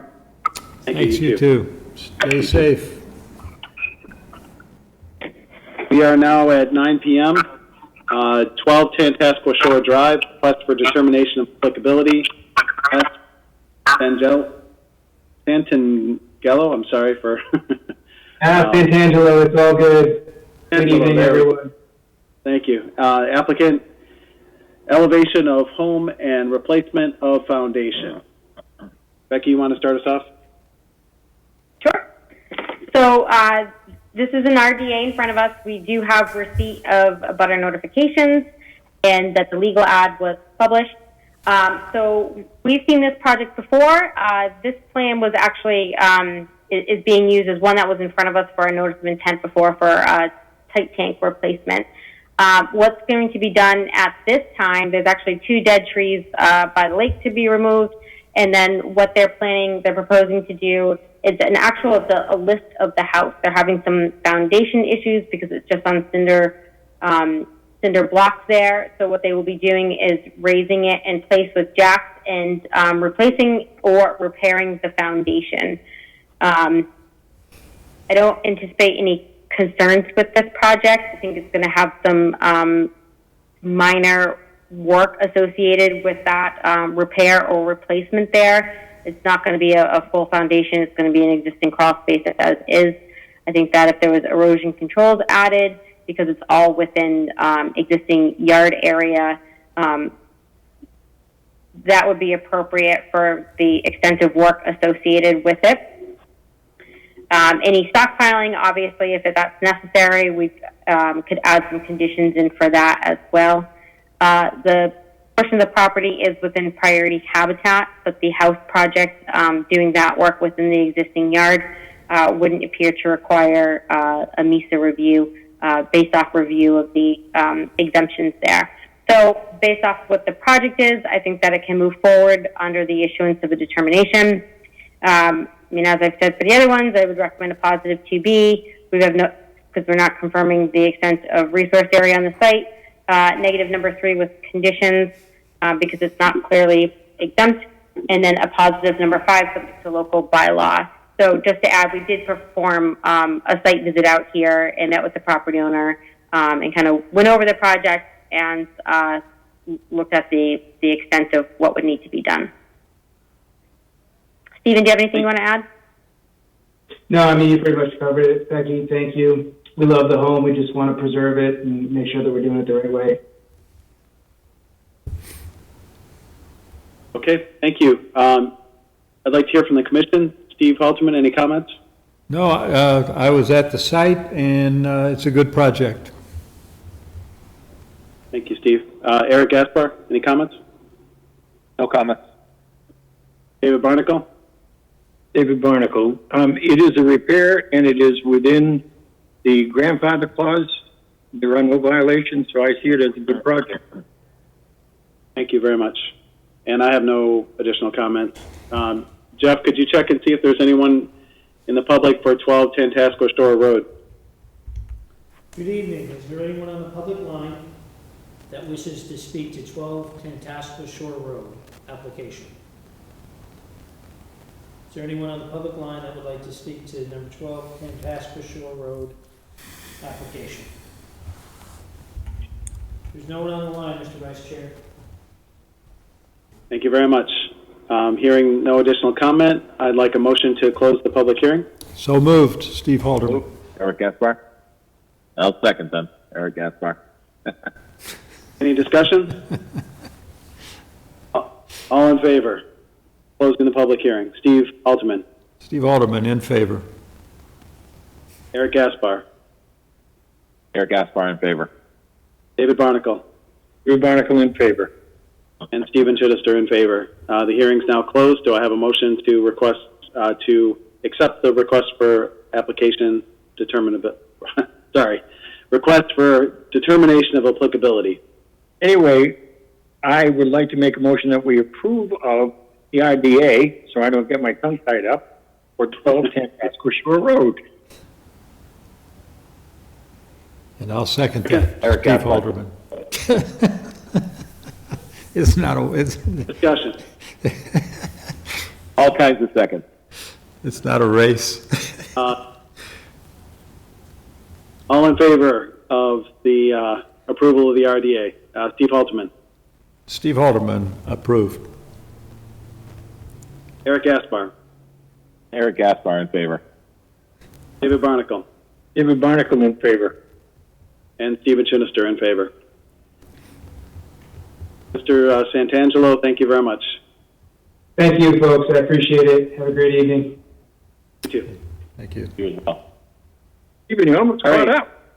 I know. We're on to 915, 70 Westwood Drive, request for a Amendment, DEP file 300-1035, J Wages, applicant. Modify limit scope of work to include deck/patio/shoreline work. Becky, you want to start us off? Yep. So I'm just going to add in, we received proof that the butters were notified, and we have the legal ad receipt as well. So we did receive some additional supplemental information recently, and we do have the applicant on here, so I'll let him go over that for you. That was recently received. One of my requests was to have a little more detail about the shoreline with a sketch to scale with a profile. So we did get some additional information in. I'll let Josh go over that for you. I do have it ready to present to show you as well. We did perform a site visit out here at our last visit. Ed and Steve Halterman were with me. So we did, were able to go over the project and get a look at the bank there with the property owner. So I think at this time I'll let Josh let you go over it. I do have the letter with the sketches you provided. Just let me know what you want up first, if you want the original plan or if you want the proposal sketched over that. Oh, Josh, I think you're on mute still. What? Here we go. Oh, still can't hear him. Oh.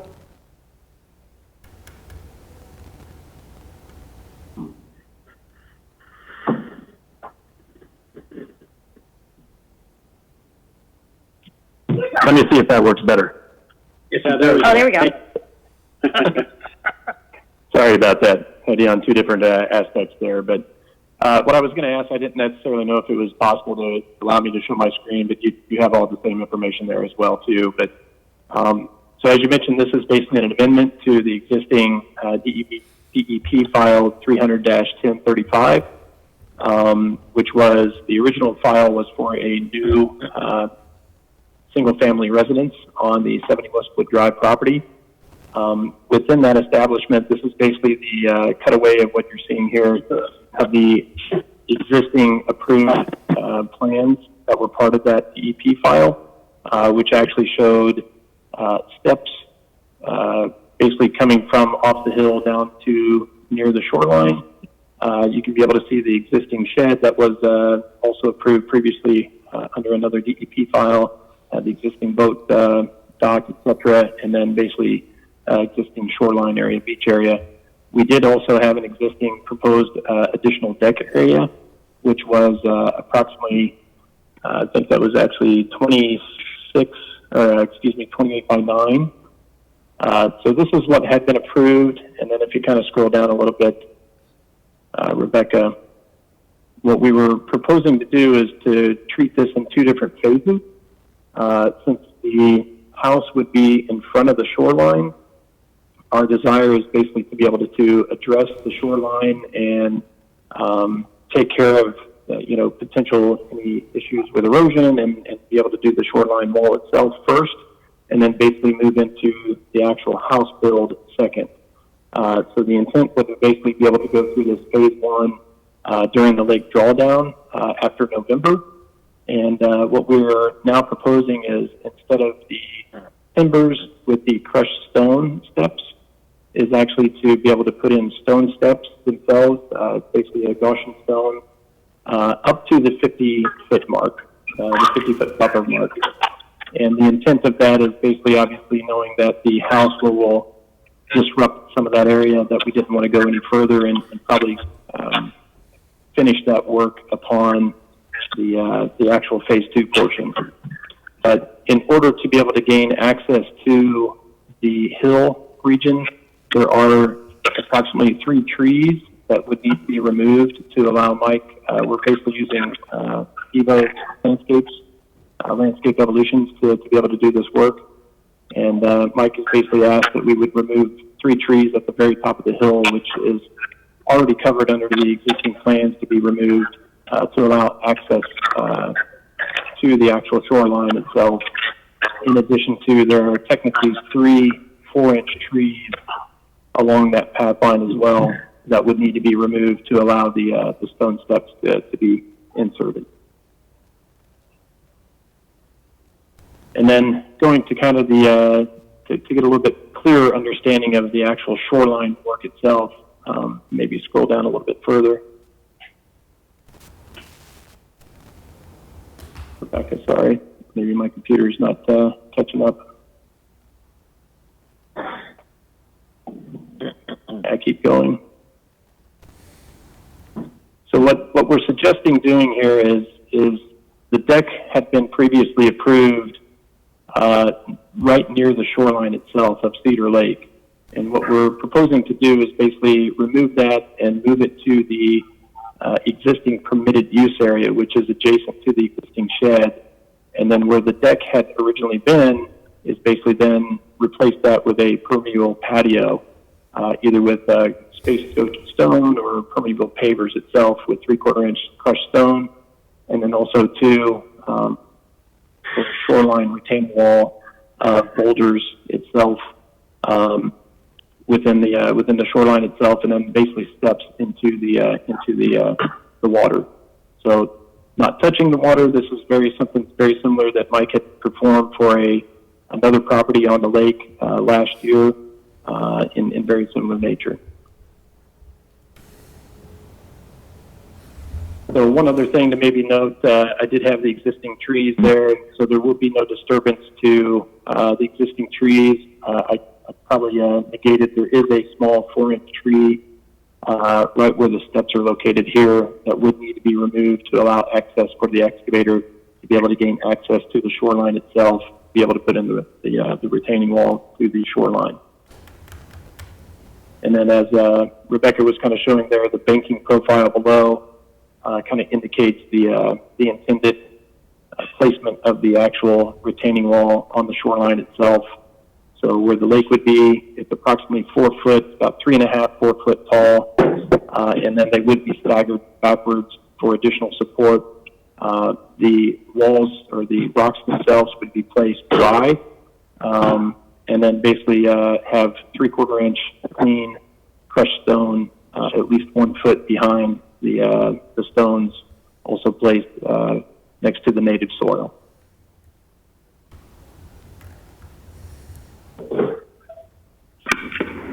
Okay. Anything else you want to add, Josh? Or you...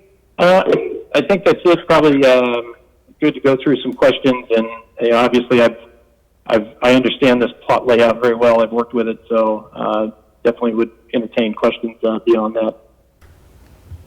Okay.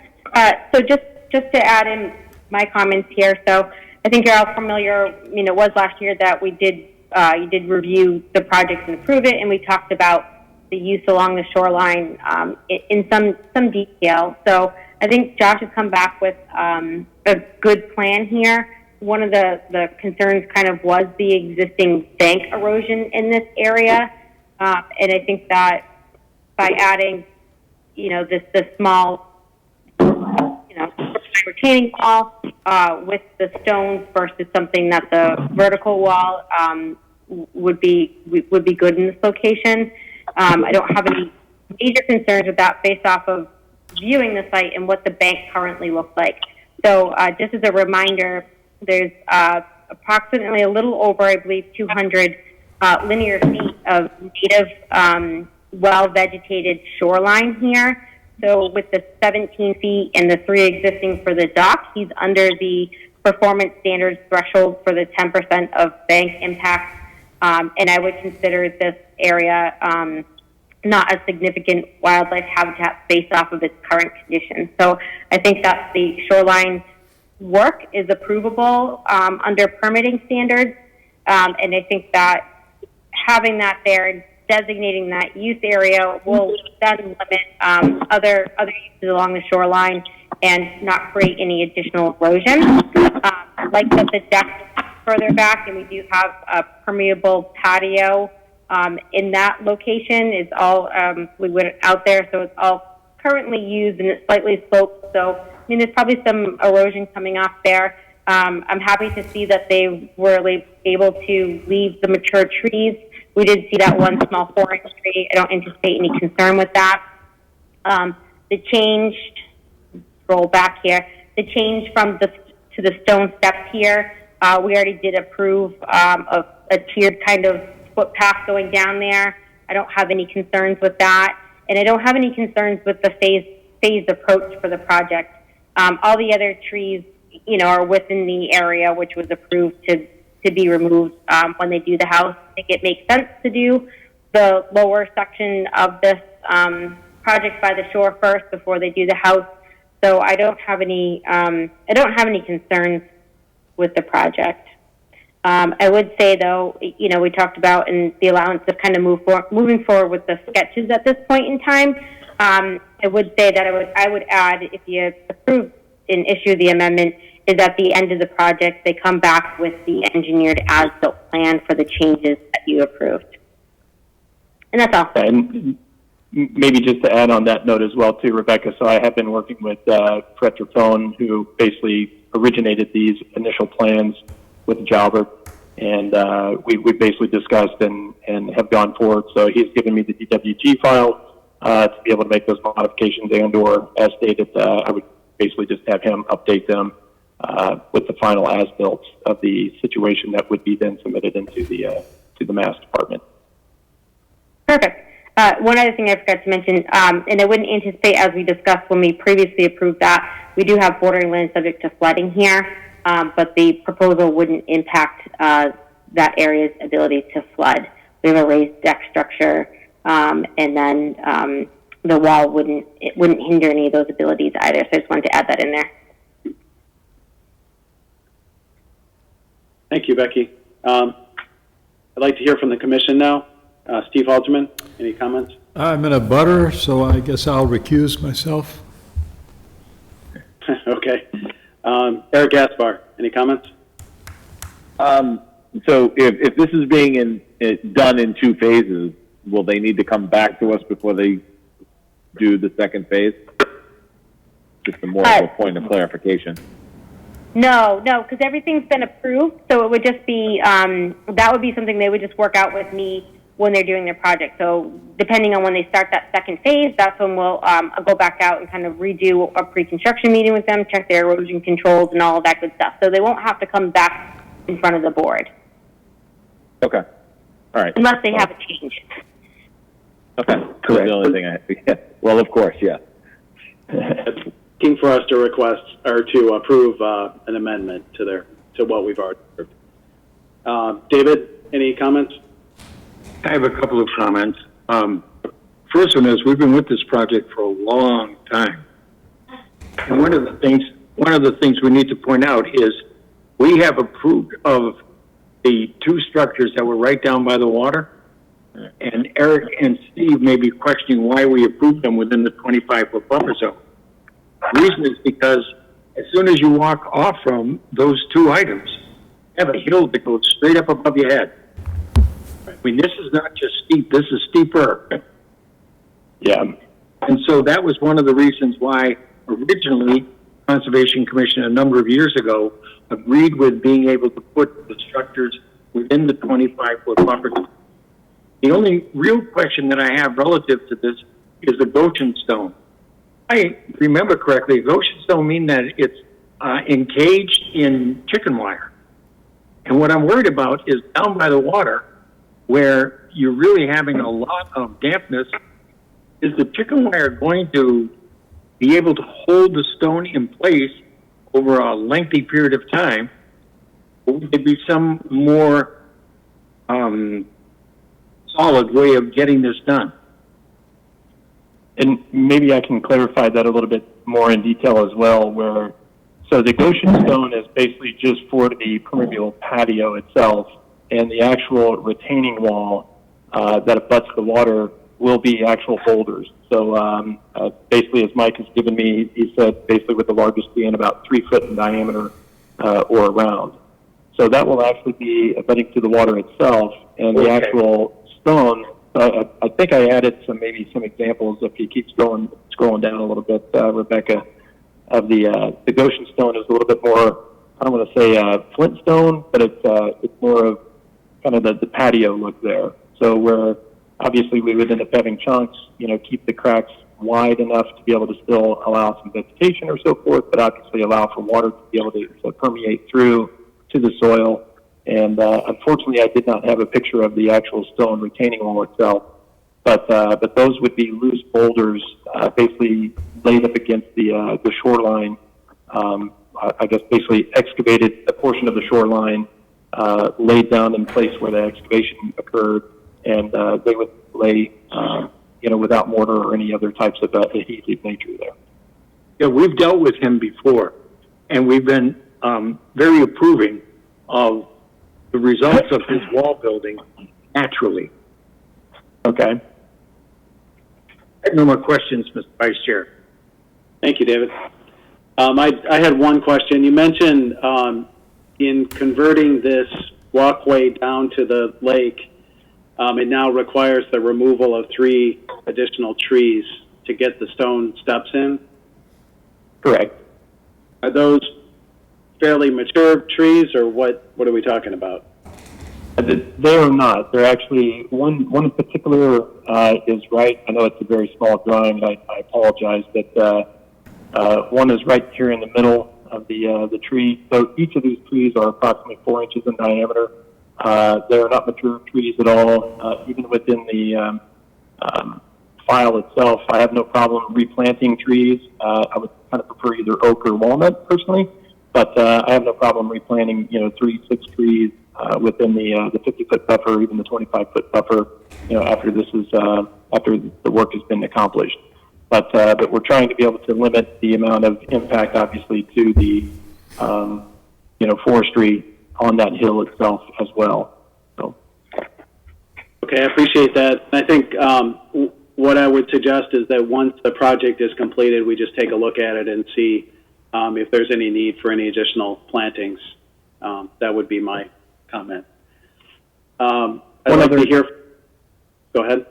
I apologize. One other note, too. I apologize for not having on this drawing, but Mike and I did talk, obviously due to the grade of the hill itself, that on the, I guess I would end up calling this the left-hand side of the stairs, there may be placement as well of boulders to help for retention of the existing hill and contour itself, to also help minimize and eliminate, potential aspects for erosion there as well.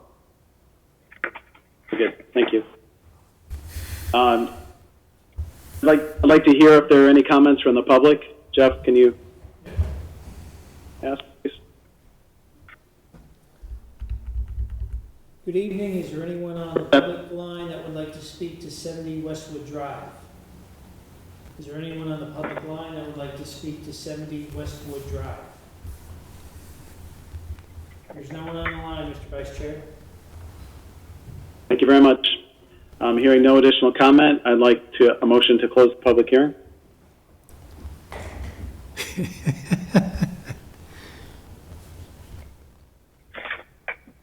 So moved. Eric Gaspar. A second? I got to make you guys do the work. Oh, that's right. David? That's why Eric's laughing. Any discussion? Hearing none, all in favor of closing the public hearing? Eric Gaspar? Yeah, Eric Gaspar in favor. David Barnacle? David Barnacle in favor. And Stephen Chittister in favor. Public hearing is now closed. Do I have a motion to approve the request for amendment to DEP file number 300-1035? Make a motion we approve request for determination file number 300-1035, which is at 70 Westwood Drive, and the notes that have been amended to the agent's order of condition. Eric Gaspar, second. Thank you. Any discussion? I'd just like to make a minor correction. This is a request for amendment. And that's all. So hearing no further discussion, all in favor of approving the request for amendment? Eric Gaspar. Eric Gaspar in favor. David Barnacle? David Barnacle in favor. And Steve Chittister in favor. Thank you very much, Josh. Thank you, gentlemen. Hope you have a good evening. You too. Cheers. Thank you too. All right, we are at 9:30. 3065 New Boston Road. This is in reference to 367 New Boston Road, Lot 1R, request for amendment, DEP file number 300-0998, JC Katie Builders Incorporated, applicant modify the limit/work for additional tree removal. Becky, you want to start us off? Yeah, and I think we have the property owner on here. The only thing is, unfortunately, we don't have receipt of abutter notifications that were sent out. We were waiting for legal ad receipt, which it looks like we got this afternoon. Jesse, did you guys notify the abutters? We sent out the newspaper. I'm not sure if the abutters got that in there. So no, I'm not sure. All right. Well, unfortunately, Can't open the hearing then, right?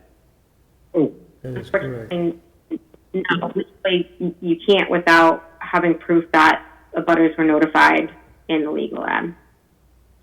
Okay. So even though it was in the paper,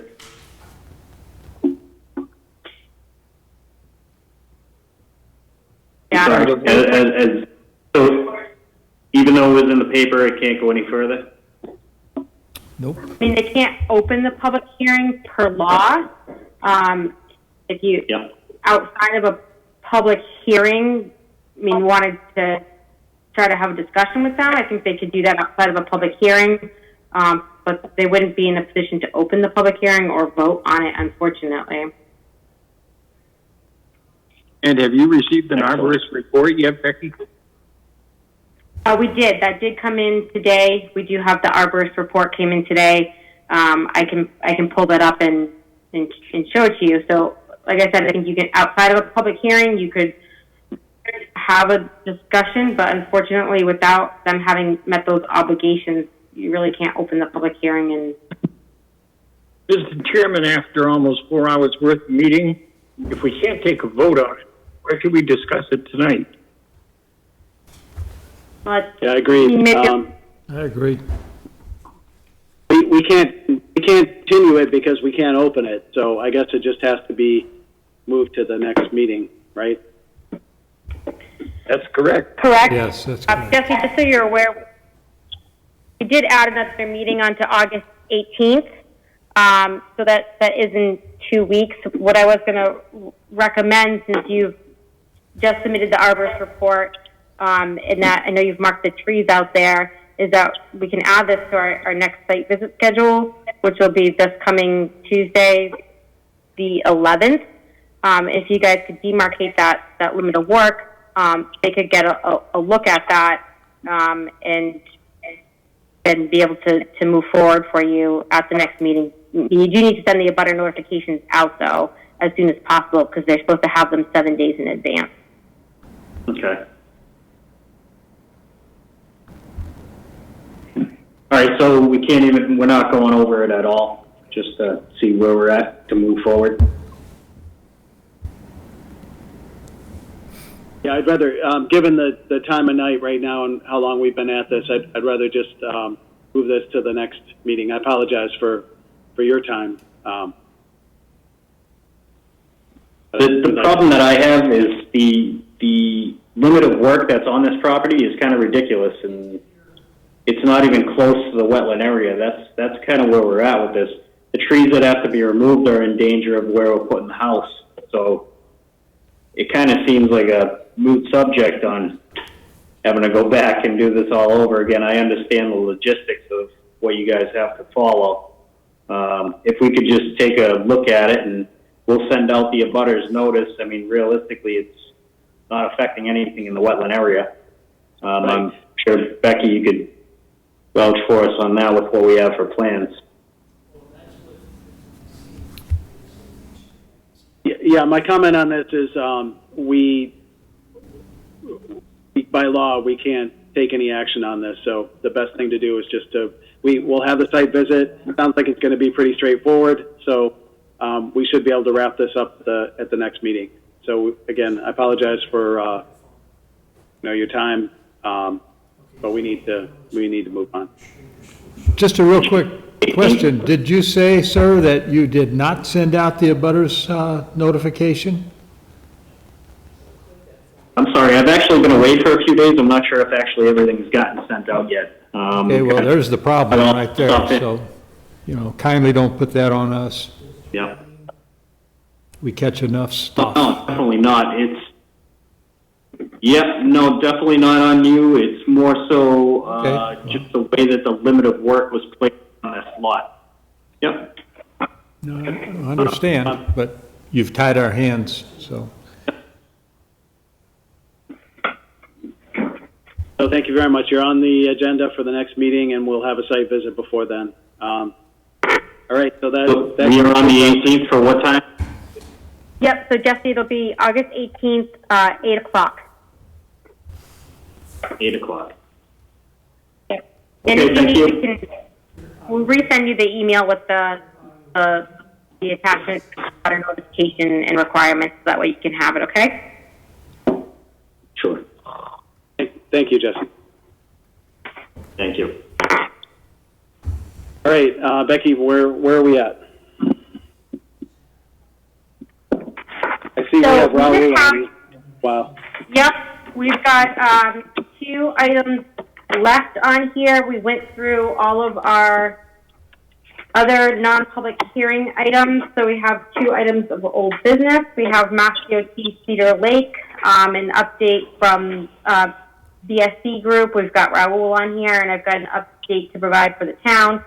And then we have the Pine Lake project, an update with the enforcement order on that project as well. So you want to start with the Mass DOT? Yeah, let's take that. Raul, go ahead. Oh, well, we've got, let's start with Raul, or we have Peter Reed from BSC Group on here.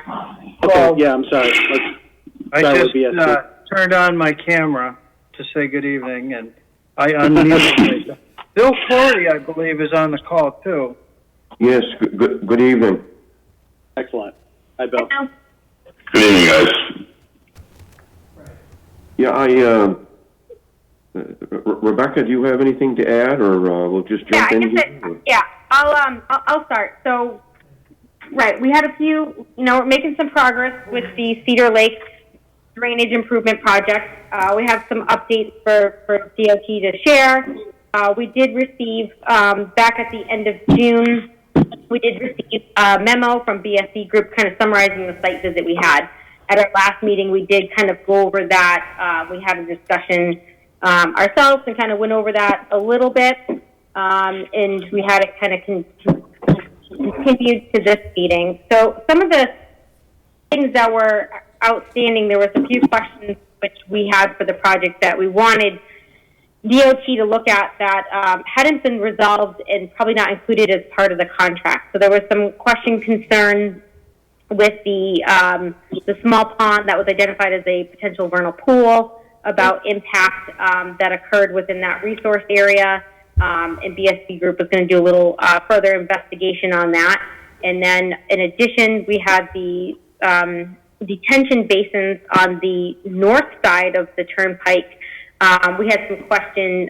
There appeared to have been some buildup of sediment in there. There were some additional repairs that were going to occur, but we wanted to see that sediment moved out of there to help increase infiltration. So we performed a site visit. I think it was June 4th. Looked at those things. We also looked at the stream, some concerns within the stream, with some multiple things kind of going on there.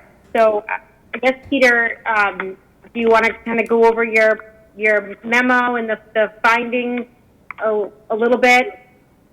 Well, actually, what I wanted to update the commission on was, so Diana Walden, who was at that site visit meeting in June, she was planning to go out to the site actually, I guess they were planning to go out to the site yesterday, and she was going to go with one of our senior soil scientists, a woman by the name of Jillian Davies. And Jillian's family had a possible outbreak of COVID. So anyway, she was unavailable for that site visit, but today I heard she got her test results and they were negative. So they're planning to go out there, Rebecca, this Thursday at 11 o'clock. Would you be able to join them at that time? I don't know at this point. I know I do have some previous engagements. I think they start at 12, so I might be able to go out there. I have Diana's contact information. I can coordinate that with her. And I will let the property owner, we did get property owner permission. I think I told you guys about that. Yep. I will let him know that you're coming out, that they're coming out on that day. He just wanted to heads up. He does have people renting that property that he wants to know. So I will let them know, and I'll let Diana know if I can meet her out there. Okay. Do you want her to call your cell phone when she's, arriving on site, or she wasn't quite sure, exactly of the time she'd arrive? Yeah, I'll email her and coordinate that with her. Okay, good. So that's the update that we have on the site visit. And then, Bill, were you going to provide updates on the paving contract? Yeah, I can touch on that briefly, Peter. Rebecca, I think I did provide this information in an email, perhaps a couple of emails, but the resurfacing contract has been awarded. It was a notice to proceed was authorized back in early July. I've had a number of discussions with the construction area engineer. It's my understanding he was out there with the representatives from the construction company last week to review the site and to look at some of the issues, some of the challenges for doing that work. I also asked our construction area engineer, Arthur Reska. He'll be notifying the commission. I think he's going to reach out to you directly, Rebecca, about a pre-construction meeting, which he anticipates should be in the next couple of weeks. So I think that would probably be the best opportunity to kind of review some of the logistics as well as the schedule for this work. So my understanding, he will be reaching out to you, Rebecca. Okay, yeah, and that was one of my things that I noted that I want to make sure, and I know you put it in your email too, that we have that kind of pre-construction meeting, go over everything they're planning on doing, erosion controls, the scope of work. It would be really useful to have something kind of, even if it's an outline from them, and I can work with them on that about where they're starting to work and their work plan with some details, since we're doing this under the enforcement order, so it's a little vague with some of the details, just to make sure they clearly understand things. So that site visit will be useful. I think that I will pull in the DPW director and potentially the head of the water department as well, because I know we do have some utilities in that area. So I'll coordinate that, and the sooner they can reach out to me, so you can give them my contact information better, so we can make sure we can schedule that to meet when they're planning on start work. Yeah, Arthur actually does have your contact information. So he will be sending you an email, is my understanding. Great. So, Peter, as far as the detention, going back to the detention basins, I think in your memo, you did note that you recommended they clean it out. Is that going to be included with the project? Yeah, so on Thursday, Diana and Jillian will go to two locations, one being the end of Old Hamilton Road, at the end of that rock swale, to access the private property, and to, they think they're going to be doing augering, just a small handheld auger, which will tell them the thickness of the deposits that came down the swale, and then also they want to try and find out the aerial limits of it. So they'll go there, and then I think they're going to go there first, and then they'll go up to the detention pond, and they'll take a number of augers up in the detention pond again to determine the thickness and then the extent of sediment that's been deposited in the sediment basin. In the detention basins, and then once they get that, I'll look at it with them. We'll send that information to you, and then I think we'll coordinate it with the contractor that's going to be going in there and clearing the trees and replacing those pipes the 2 pipes that are in there. So at that time, we can coordinate how much removal is required. If I could just jump in there, Peter, you're planning on. We talked about you're planning on participating in the meeting. Sure, I will be there. Yep. we don't have a date, right, Phil? No, Arthur, it indicated probably in the next couple of weeks. Okay.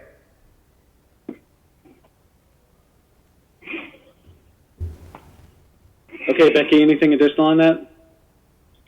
Yes, I think that kind of covers some of the things. The thing we looked at was the stream and some of the concerns with bank erosion over there. We know there's a couple of different things kind of going on in that area that's probably resulted in some of that erosion there. So we looked at that when we were out there at CSC. I've gone back out with DPW director. We had been out there with them before. So we kind of took a look at the area.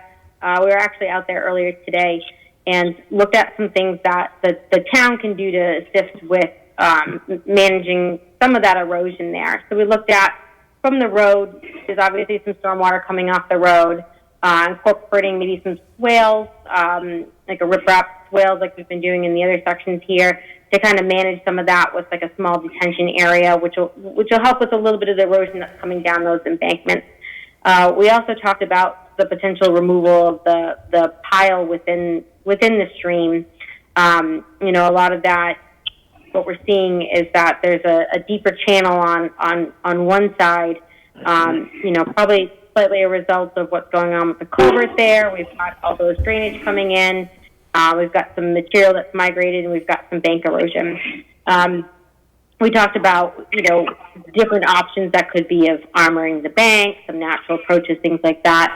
And one thing that I noted, and I hadn't really thought about it until we were out there with the SC group, was that even, when we were out there, and I kind of didn't use the term correctly when I was thinking about it out there, but when we were out there in the beginning of June, the water level was much higher than we had noted before. And one thing that we hadn't taken into consideration was the lake drawdown.